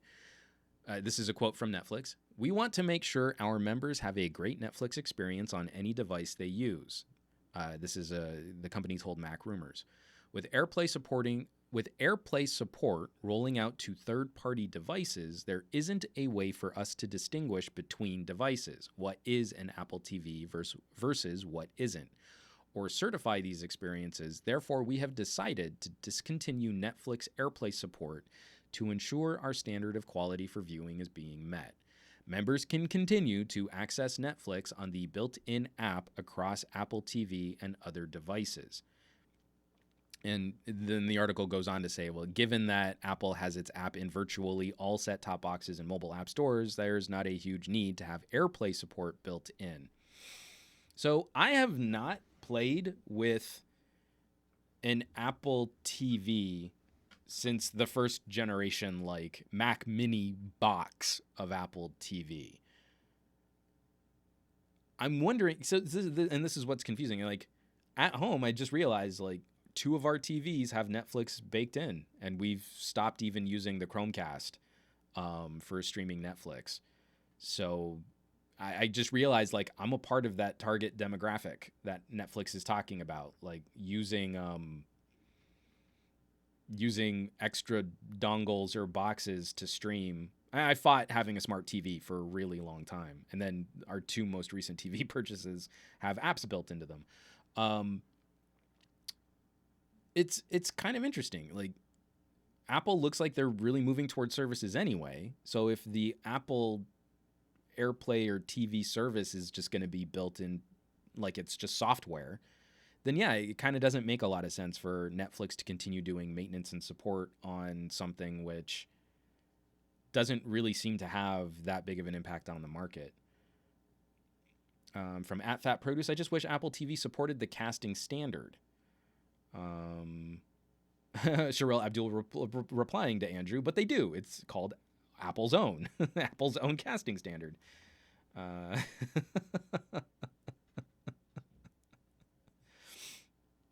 And from Abraham Artemist, it's 2019 already. I'm expecting Skynet to already destroy our world. Yeah, that was supposed to happen by now, wasn't it? Kind of frustrating.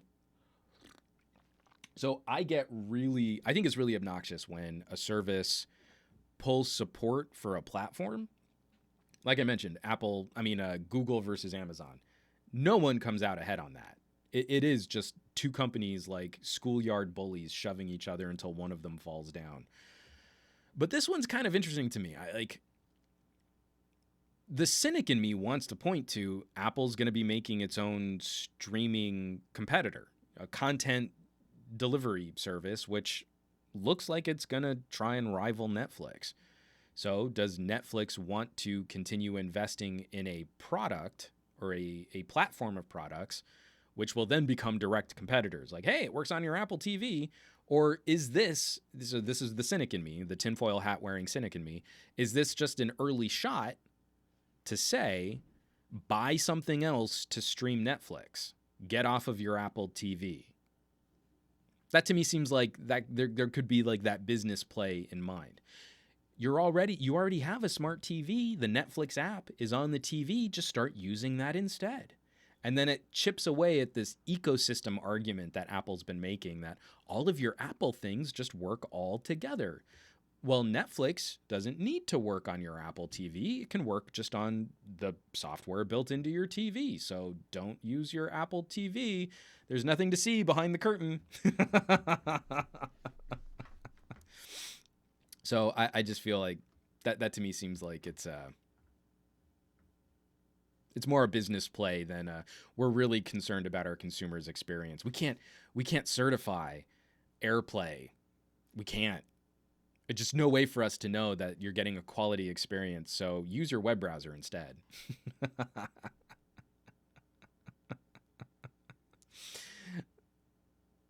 From @FatProduce, honestly, I think a big battle coming up will be Apple versus Netflix. I wonder, I feel like Disney is probably going to be the bigger threat to streaming services. I mean, if you think about it, you've got like You're going to have a Hulu, you're going to have an HBO, you're going to have CBS, you're going to have Netflix, you're going to have Disney, you're going to have Apple. I know I'm missing a couple others in there. I guess you could look at like a YouTube Premium or something like that. But essentially now, if I do the math on all of that, that's way more than I ever used to spend on premium cable for all of the streaming services that I might want to interact with. Steve DeRoche, what's a Netflix? That's what all the kids are going to be saying when they pull out their iPads and watch Apple TV Plus, right? What's a Netflix? Hilarious. All right. And also something hilarious. I got a pair of Google stories here, and then let's wrap up with some Q&A. Oh no, we also have to talk about Facebook. Okay, real quick on the Google stories. Last week we talked about the killedbygoogle.com, and the people who ran killedbygoogle.com sent me a message on Twitter, so that was just kind of fun. They said hello. They say hello to everyone who wants to know what products have been killed by Google. Google is killing another product. Google Play Artist Hub is shutting down on April 30th. Google no longer offering direct portal for smaller musicians. Again, Google and YouTube only want to promote that which is already insanely popular. This comes by way of 9 to 5 Google, written up by Abner Lee. Last year, YouTube Music became Google's primary streaming service, with the company telegraphing that Play Music will eventually be replaced. Google this month will close the Google Play Artist Hub that musicians use to directly interact with the Play Store.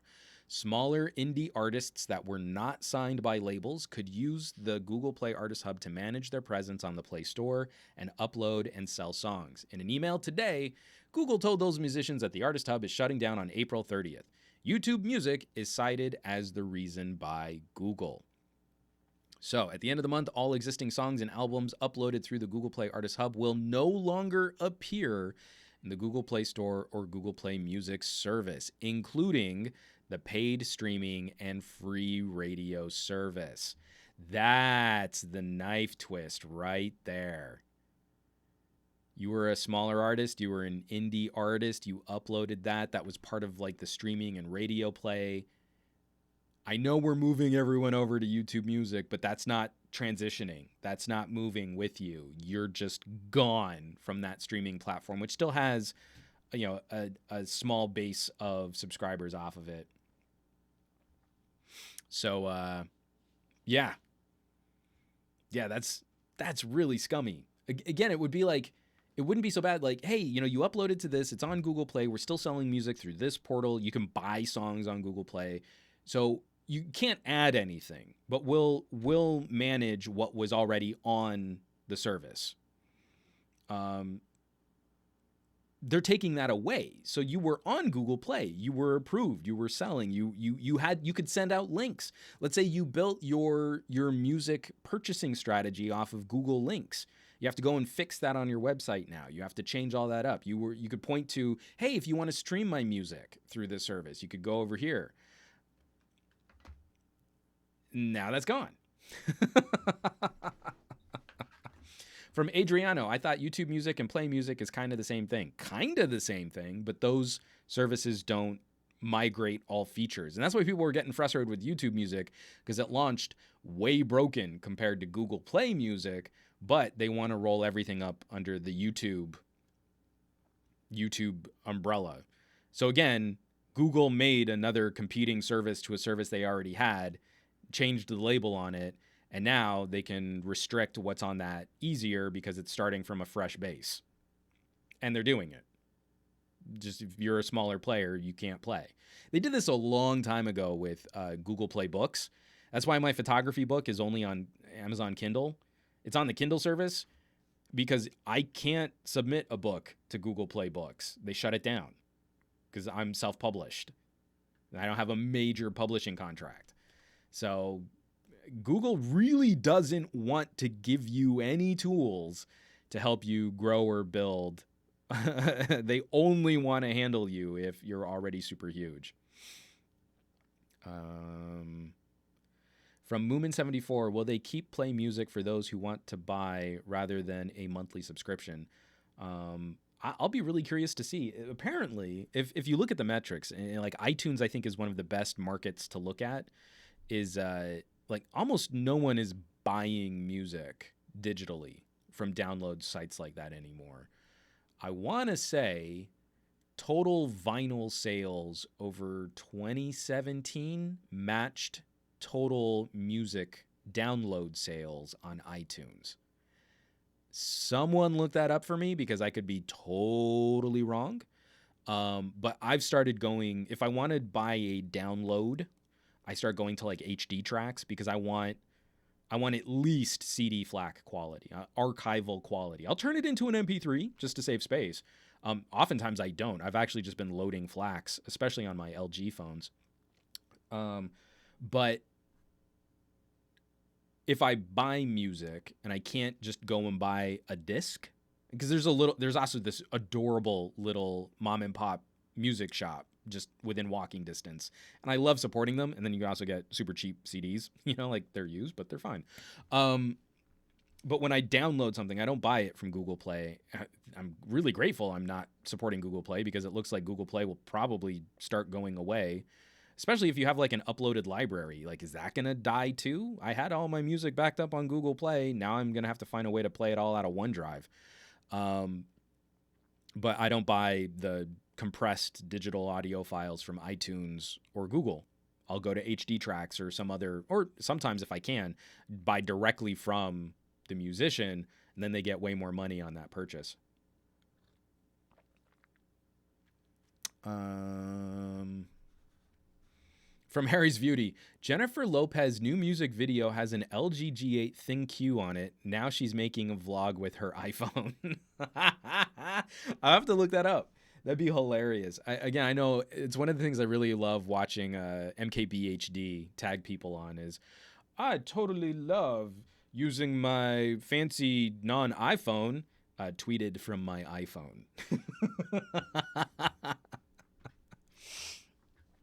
And Steve DeRoche, I get my indie music on SoundCloud.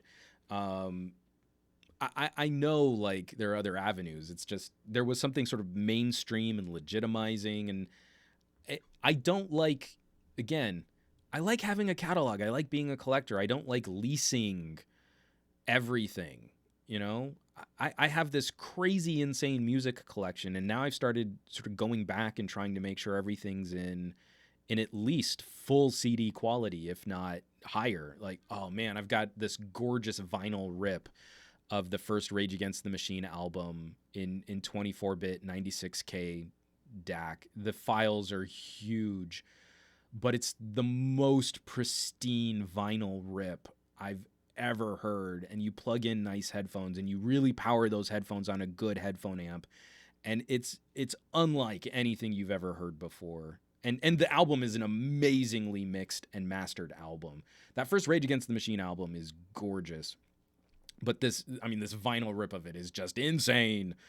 And it does feel dull when I go back down to an MP3. It's because I know what I'm listening for, but I just wish more people weren't just popping earpods into their skull, because you miss out on so much nuance and what your music can really sound like. And yeah, music should still be its own standalone activity. We use it to soundtrack, so I don't have any problems firing up Spotify when I'm doing something else and I don't want to pay attention to the task that I'm doing and I need some background distraction. But damn, when you sit down and you just want to listen to a good piece of audio, what you can do with a high quality transfer of that on good headphones is incredible. What do you think about the hand scanning concept for the G8 that they teased a while back? So I think there's some merit there. What I'll be really curious to see and to showcase, because I do want to go hands-on with the G8, what I'll be curious to see and to showcase is if it impacts Face Unlock. That to me is the killer app. And then if there's other stuff there, cool. I was really disappointed with Linus's video on the LG G8 because it's a lot of infomercial hand acting from someone who should know better. And I don't want to say go watch it because I don't want to give him any other views, but if you want to rage watch a Linus video talking about a phone, there's a lot of like consternation, like, I've got this phone and it's got a thing and I just don't understand how a thing works. And you're like, you build these crazy, ridiculous water-cooled PCs. You can't figure out how a speaker works. Can you even hear the differences if there's a speaker in the... I can't... Does it even work? You have like a 15-minute video on this phone. Can you just show us whether or not it works? What's with all of this? Oh, hand wringing and I don't knows. And you're like, it's not even good infomercial acting. It's not even good reality TV, fake conflict, fake drama. I still like Linus's channel for news, but when it comes to these like topical videos, they've gotten way overboard on let's stage this interaction with one of the other people in the office and then we'll comment on it in a sort of a confessional, like old school, real world talking to camera kind of way. Like it's all so hack, and from someone who legitimately should know better, but he's primed his audience to just like feast off of the I hate everything drama. And that's no fun because I want to like something that I use at some point. It'd be nice. Anyway, I digress. From Steve DeRoche, some hipster audio guy. I don't know. I feel like some audio guy was enough to say dude was a hipster.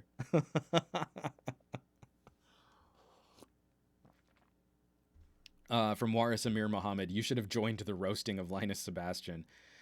And that's just it. Is like I want to like because I know what his channel has done in the past and the fun things that he's done in the past and how he still handles news. Like I want to like that channel better. But every time I go into one, especially his phone videos, every time I go into like watching him talk about the Razer phone, like this is a gimmick to poop all over a product. And you're not even really reviewing it for what it is. You're just telling everyone why you should buy a different phone instead. And that's not a review. That's an implicit comparison. But I digress. We don't have to make this the why we're frustrated with Linus podcast. 2 stories. I'm running a little long. I was so close to wrapping this up. So Google killing a portal for indie musicians to promote and distribute and sell their products. We're not surprised. Google doesn't like you if you're small.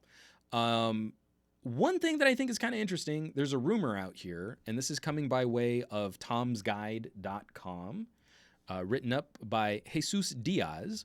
Google adopts 3D Touch as Apple is rumored to kill it. So digging into some of the Android Q beta releases, Apple may be killing 3D Touch, but according to the latest developer documentation from Google's new Android Q operating system, it seems that Mountain View Company may be re-implementing the feature as something called Deep Press. 3D Touch and Deep Press refer to the user's ability to press harder on a user interface element, like an icon, a button, or a link, to invoke a different behavior than just clicking on it, like making a contextual menu or a preview appear on screen. It's worth noting that right now, Android enables this behavior using long presses over some user interface elements, app icons being one of them. Deep Press will not change this significantly, except adding yet another feature hidden from non-expert users.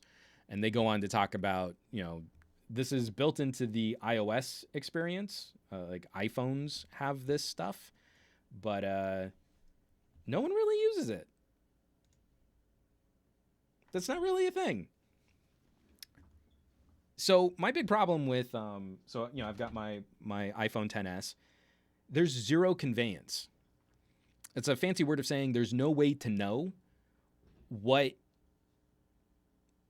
apps and services take advantage of pressing and popping into the screen. Like you just have to do it, and if it works, great. Then you just have to memorize that app can do things when you peek or pop. I think deep pressing or 3D touch or force pressing is terrible from a conveyance standpoint if we're using it for menus or for quick actions or for shortcuts. Excuse me. Because it forces the user to memorize something and there's no indicator. Like even if there was just like a yellow outline around apps that have a force press, that would have gone a long way on the iPhone to telling users there's something you can do here. And then you can go, oh, well, when I force press on the Instagram icon, I can go immediately into camera view. Okay, that's kind of cool. I would remember that. And then there would be like a little visual identifier that there's something to do there. But for the way that it's currently implemented is this like sneak peek, preview, or menu options, it doesn't work. What I'd really hoped Apple was going to do when the iPhone 10 got rid of the home button was that the whole screen was going to become your home button. I really wanted that to happen.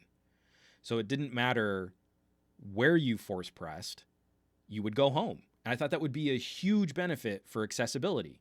You don't have to hold the phone in a certain way. You don't have to balance it from a tiny edge and swipe up, potentially flinging the phone out of your fingertips just to do something as basic as going back home. You could press and slide to get into multitasking. You could press and slide down to get into, your quick actions. There's so many things that you could do with force pressing that would become a core ergonomic muscle memory benefit of the phone. But instead, they relegated it to this useless add-on long press feature, which they don't even include the 3D Touch hardware on their cheaper phones. Like, it's dead. So the idea that Google would revive it, I would be really excited about that. If a phone is really tall and skinny, a 2:1 aspect ratio or skinnier, I don't like having controls docked at the bottom and then also having to scooch the phone to reach the notification shade at the top. It almost mandates that all of your interactions become two-handed. And I don't like a phone that forces me to stop what I'm doing throughout the day to babysit the phone just for basic UI navigation, when instead I could just go, and then anywhere there I could go like bop and slide to the side for a back button, bop and slide up for multitasking, bop and slide down to get to my notification shade everywhere I go. If we really want to go taller and skinnier, we want to go to gestures, we need to redesign the operating system around those gestures, not just changing what the buttons look like at the bottom or making everything a bottom chin swipe. This is terrible. This is awful, holding the phone in a way where you can one-handed swipe to go home. This is miserable. I hate it. I hate it so much. Even on my OnePlus 6T, I just have normal Android navigation controls because I want to like those gestures, but I want those gestures to not be docked at the bottom of the screen. So frustrating. From Mauricio Gutierrez. I think LG needs to put their coders in a room and not let them out till all their software is current. How is the LG G7 or any of the V phones still on Oreo? I know, man. So a few V40s got their Pi updates. My V40 is still on last November's Oreo security patch. It's so bad. Steve DeRoche, maybe for Android Q, we'll call it Android Quick Chocolate Syrup. That could be fun. And then some other people asking questions about what phones to buy, an LG G7, a G7 One, an LG Q7. Some interesting topics there. Phones are fun right now, but there are some things that are really bugging me about like face unlock and gestures, and we need to fix these problems. But I don't have a lot of confidence in the current slate of develop. Like for right now, it just seems like, how can we get you to pay substantially more for the same experience you had last year? And that's not fun. I want phones to be more exciting than that. From Adriano, my BlackBerry Key 2 is still on Oreo as well. It sucks. The BlackBerry Key 2 is going to be an interesting beast because BlackBerry does so much custom work to Android. I don't know that we should ever expect substantial operating system updates when BlackBerry has a completely different focus on what security should look like. And like they lock that stuff down pretty aggressively. And one of the reasons why I don't know that we should want Pi on a Key 2 is because Pi is a bit of a performance hog. So you're already working with a Snapdragon 660, a good mid-tier chipset, which is more powerful and has better battery life than a Snapdragon 821.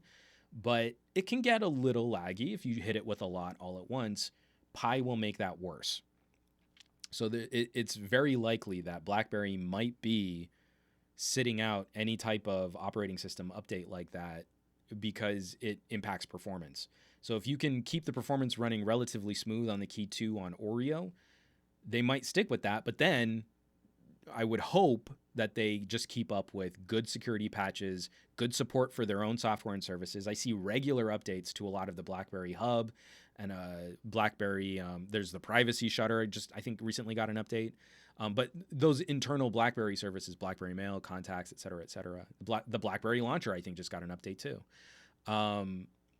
That to me is probably their focus.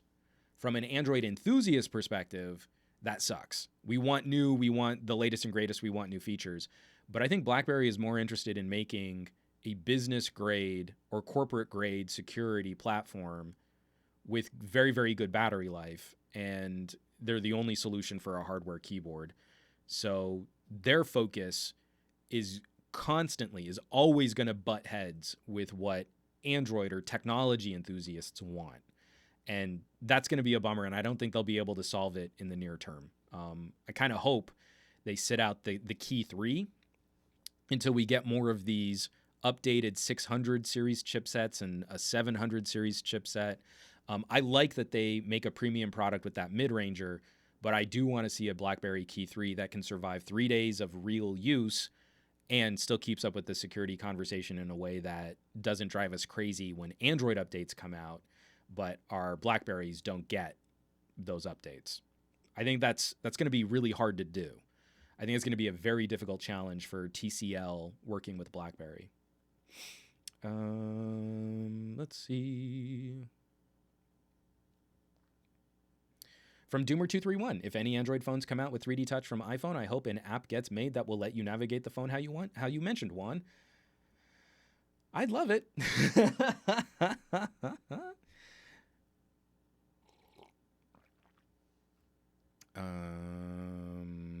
Okay, hold on one second. I'm getting a couple other questions here. I just want to wrap up this last news story because I'm at 2 hours right now, and then we'll save about 10 minutes or so we can do some Q&A. But I do want to bring this up. It's security. We also often have to talk about Facebook as it pertains to security. This is coming by way of CNN Business, written up by Seth Feigerman and Donnie O'Sullivan. Hundreds of millions of Facebook records exposed on Amazon cloud servers. A vast collection of data on Facebook users was exposed to the public until recently on Amazon's cloud computing servers, researchers have found.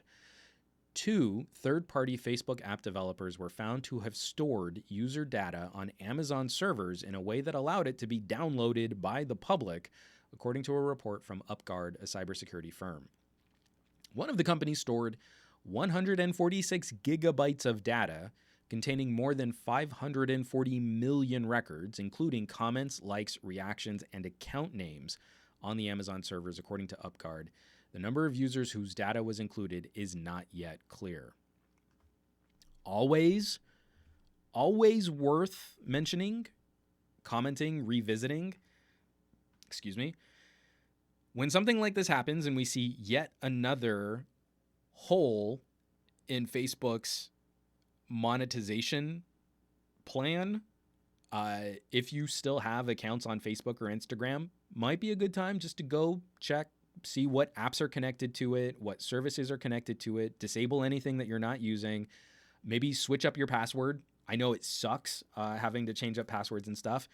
But for what little security you can expect on Facebook, most of it's up to you to safeguard your own privacy, your own data, and to not let stuff like this happen. You kind of have to manage that yourself. So again, another situation of we're not surprised. It's Facebook. Facebook's business model is leaking your information to whoever pays them.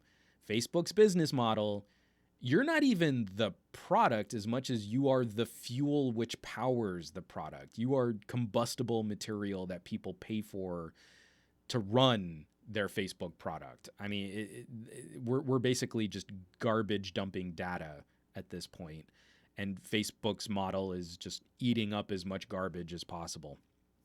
So we all often, I mean, I still have a Facebook account. I've been using it almost not at all over these almost the last year. I think I've posted directly to Facebook maybe 5 times on my personal profile. And then the SomeGadgetGuy profile on Facebook is just auto dumping whatever comes from other services. So when I post a blog on SomeGadgetGuy.com, it just gets farted over to Facebook. And that's the extent of my main Facebook interactions.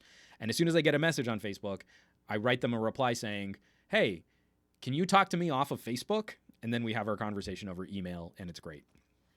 So, again, Facebook's business model is to keep as many holes in your security as possible so that they can sell off your trends and your user data, and that it doesn't take much to link your behavior back to you on Facebook. So another story has come out. There has been another security threat. We don't know what the full ramifications of this threat are because that's a core component of Facebook's business model, and we still haven't untangled the last major Facebook data breaches, and we don't know what the full effect of those were either. But it's time to safeguard your data again.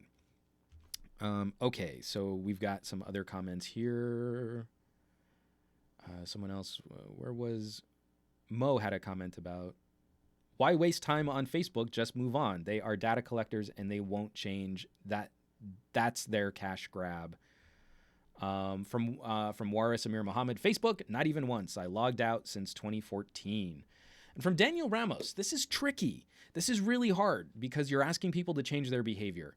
What would you recommend to replace Facebook with? Because I no longer trust Facebook. My wife uses them a lot, and I want to find something better for her to use. So there really isn't one thing that will replace Facebook. Facebook has become this sort of mega umbrella of different services and products that they've acquired. So it's all well and good to say, like, here's where I should correct myself. I don't post on Facebook.com, but I post pretty regularly to Instagram. And that's a Facebook product, which means I'm basically open to the same exploits and data mining and trafficking and information tracking and everything else. It's essentially Facebook. FE1538C says Google Plus, smiley face emoticon. And again, Google didn't prove to be much better at safeguarding our data and protecting our privacy. So it really depends on what you use Facebook for. If you follow the Sam Harris podcast, he recently had an interview with someone who was an early officer at Facebook. I forget what his official title was, but it was before the monetization structure of Facebook today. And he had some really interesting insights on, like, this is what Facebook started as, and then this is how they decided to monetize, and this is where I decided to pull out of this. And he wrote a book about, how Facebook is just like, vomiting your information all over the internet. But some real privacy and security concerns. If you use anything, if you use a Facebook or a Google, you're a part of a product that I don't think we all fully understand the implications of how all of that's used. And you can't really safeguard yourself against Facebook or Google, because if someone is using Facebook or Google are still tracking you even if you're not using their services directly. I digress. It's little steps that you can take to kind of compartmentalize individual services. So like if it's Facebook Messenger, that's a major part of why your wife likes Facebook. Get her to look at some other solution for messaging. Again, that's a major pain. I worked really hard to try and get my family using Hangouts because I thought Hangouts would be a good play, and then Google screwed us all on messaging apps. So that's not easy. For me, it was when our daughter was born, we decided that we weren't going to publicly post pictures of our daughter. I think we've done 8 now, and I think her face is only visible in 3 of them. Like I've had a few more recently where it's like the back of her head as she's doing something else, or my wife and her are walking hand in hand. You know, like she's not really identifiable. But I'm not doing the let me barf every photo of Lex that we take up on Facebook. We had a few friends where it's like, man, I don't need to see 300 photos of your kid, man. This is getting weird. But for our family and friends, we have a private cloud folder of photos and videos that they can log into and they can watch at any time. So it's like, you know, for all of her aunts and uncles, for her grandparents, they still know everything that's going on with Lex. It's just private. It's a private little cloud bucket.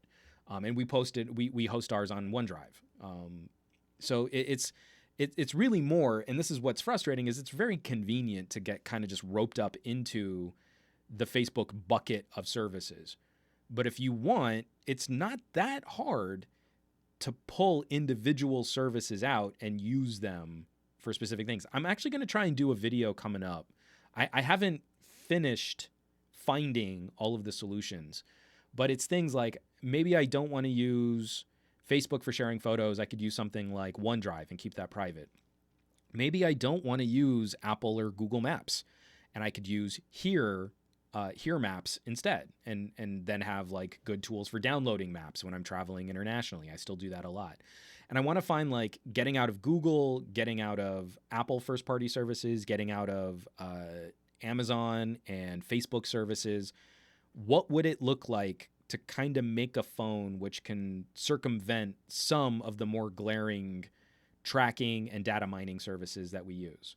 So I use Firefox as my browser on my Android phones. And now I've switched my my search from Google to DuckDuckGo. You know, like that's not foolproof. And I'm sure that Google is still tracking everything that I do on my phone, but I'm not just going directly to Chrome using Google search with Google Assistant. I'm finding some other ways to navigate that. We can say an iPhone is more secure and that they don't profit off of tracking or selling off your data, except for the fact that they get billions of dollars every year to make sure that you can't switch your search on Siri. Siri search used to be powered by Bing, and then Google threw a whole bunch of money at them to use Google instead of Bing. And so now you go into search on an iPhone and you can kind of change it in Safari, but you can't change it on Siri. So Apple absolutely is profiting off of your data being harvested by Google. They are profiting a lot. I think estimates are putting it at something like $12 billion this year to keep Google as the in-house search and not letting you change it on Siri. Let's see. From LGH Dotma for news, just news sites. Facebook is a cancer for understanding actual topics for social connection. That's another good one too, is instead of like trying to force your Facebook feed or even using a service like Reddit, just go back to having an RSS reader. Like that works really well. Chad Lynch, I literally cannot delete my Facebook because my job is in digital marketing and Facebook has its claws deep in Instagram, etc. Yeah, and again, I'm not going to delete my Facebook account.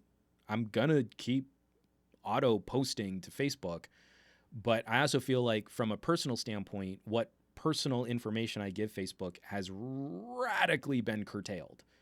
Very, very little of my activities actually go to Facebook anymore in any kind of organic way. And most of it now just is work. Facebook has become even more garbage spam than like LinkedIn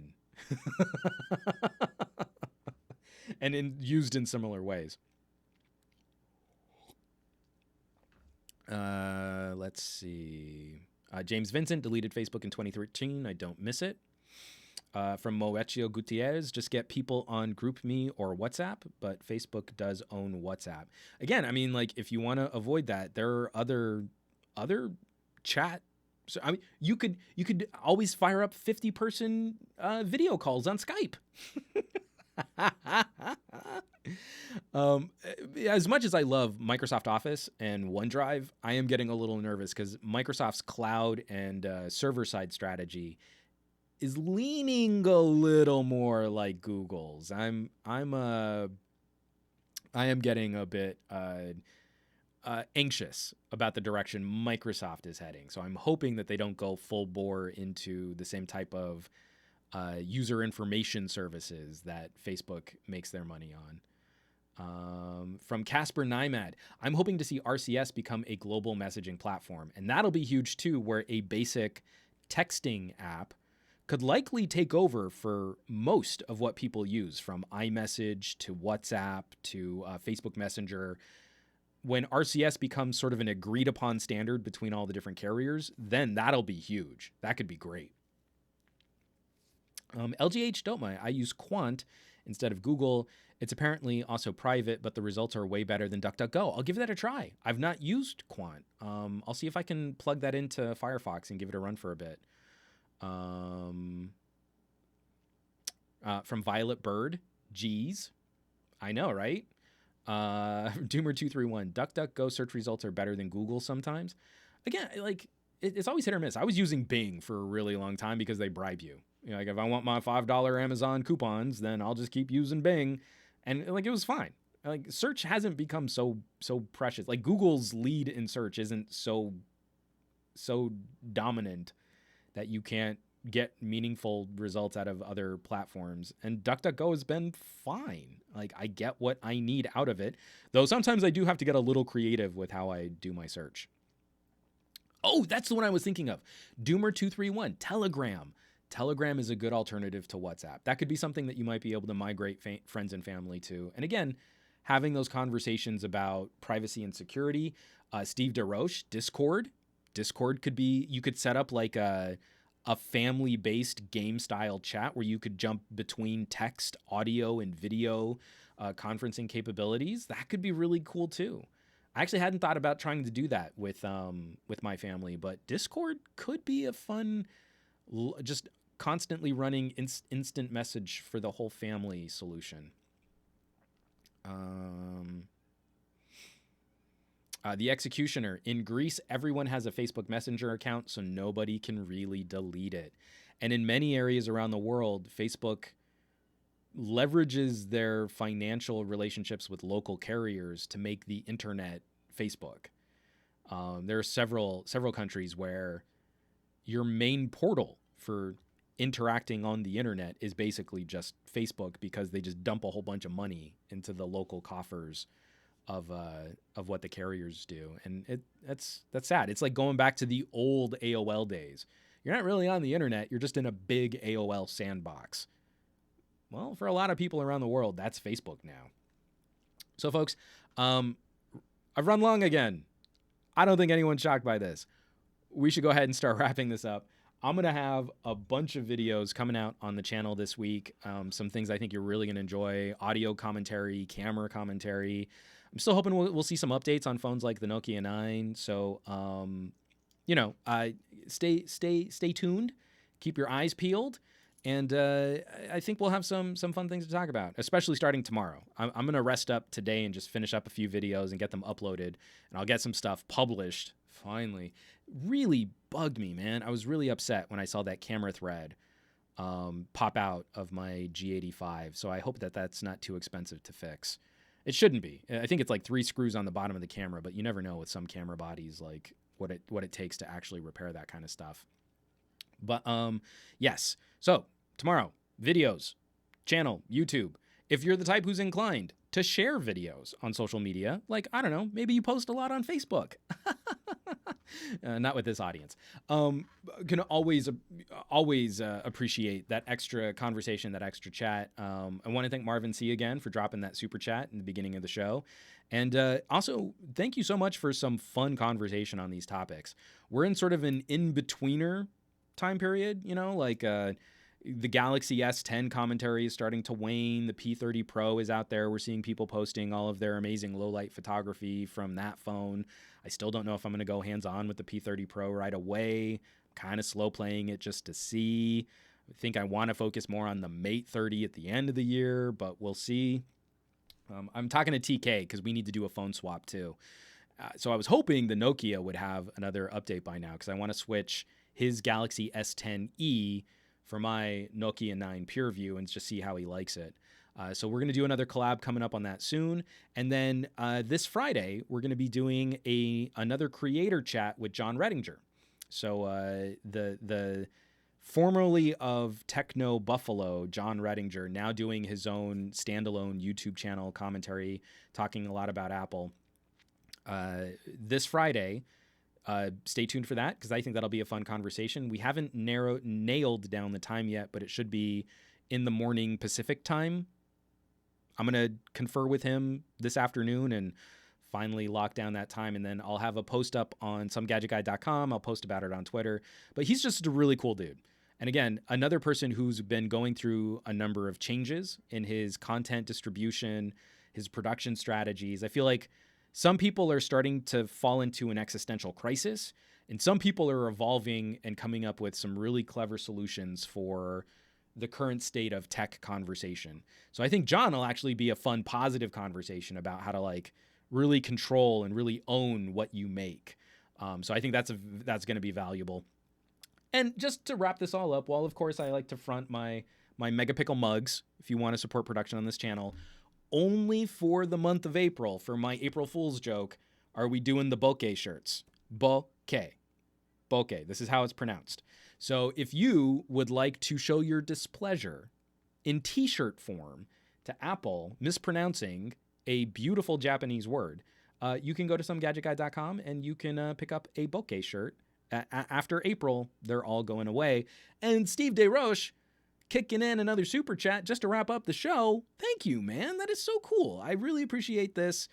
Marilyn Puig, I caught the end of the podcast. Yes, you did, but there's plenty for you to watch because this is another really long podcast. But we'll start from the top. Everyone okay? That was a good warm-up. We're going to do the show all over again for Marilyn, okay? So here we go. Just got to stretch. I'm not going to do that at all. I'm sorry, Marilyn. You thank you for joining, though. I do appreciate having some extra eyes on the show. Everyone in the live chat, thank you so much for the chatter, for the conversation. It makes doing this so much more fun. And if you're one of those folks who doesn't want to have a YouTube browser open for a very long tech conversation, because my podcasts always run long, don't forget that there is also an audio version of this podcast that you can catch on every podcasting service. I'm on Spotify, I'm on iTunes, I'm on Google Play, I'm on Stitcher. You can subscribe directly through the RSS feed on SomeGadgetGuy.com. But basically, I'm around. So if you just want this to be your background fodder, you can do that too. Every week, we cut an MP3 and you can listen to the show however you want to listen to the show.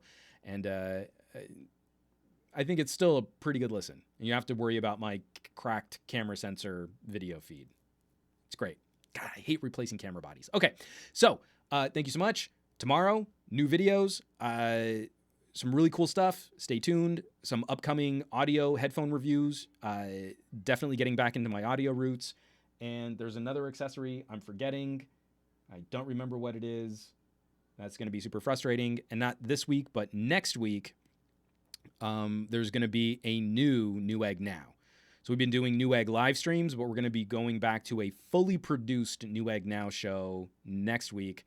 That's going to be on the Newegg YouTube channel, along with some of the other viewer polls that we've been doing there. Catch it. I've been doing a lot. I've been keeping busy. It's like I have a hard time even remembering to tell you about all the things we've been doing. Okay. Oh, and Marilyn Puig wrapping the show up with another super chat. Thank you so much, Marilyn. I really appreciate that. Again, just it's always incredible to find like-minded, fun people to have these tech conversations with and to see this support for keeping this channel running. Thank you so much. I literally cannot do this show without you fine folks. And I wouldn't want to because it would be really boring. So I think that's the perfect note to end on. If you guys want to catch me around the rest of the internet, you can hit me up at SomeGadgetGuy on the Instagrams, on the Twitters.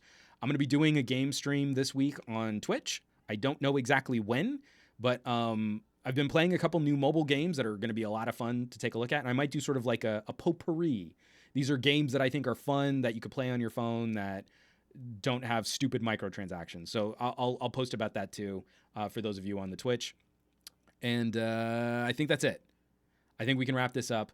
Folks, it's Monday. So we're at the beginning of the week. And every new Monday, every new beginning is a chance to do awesome with your technology, to have amazing experiences with your technology, to have fun with your technology. I think it's always nice to check back in and remember why we're fans of this stuff and that it's okay to have fun with this stuff. And on that note, I'll catch you next week, next Monday, on another Monday morning tech chat show on the SGGQA podcast channel. Thanks so much for watching. Thanks so much for sharing, for subscribing. And I'll catch you all here next Monday. Be well, be awesome. I love you all. Take care.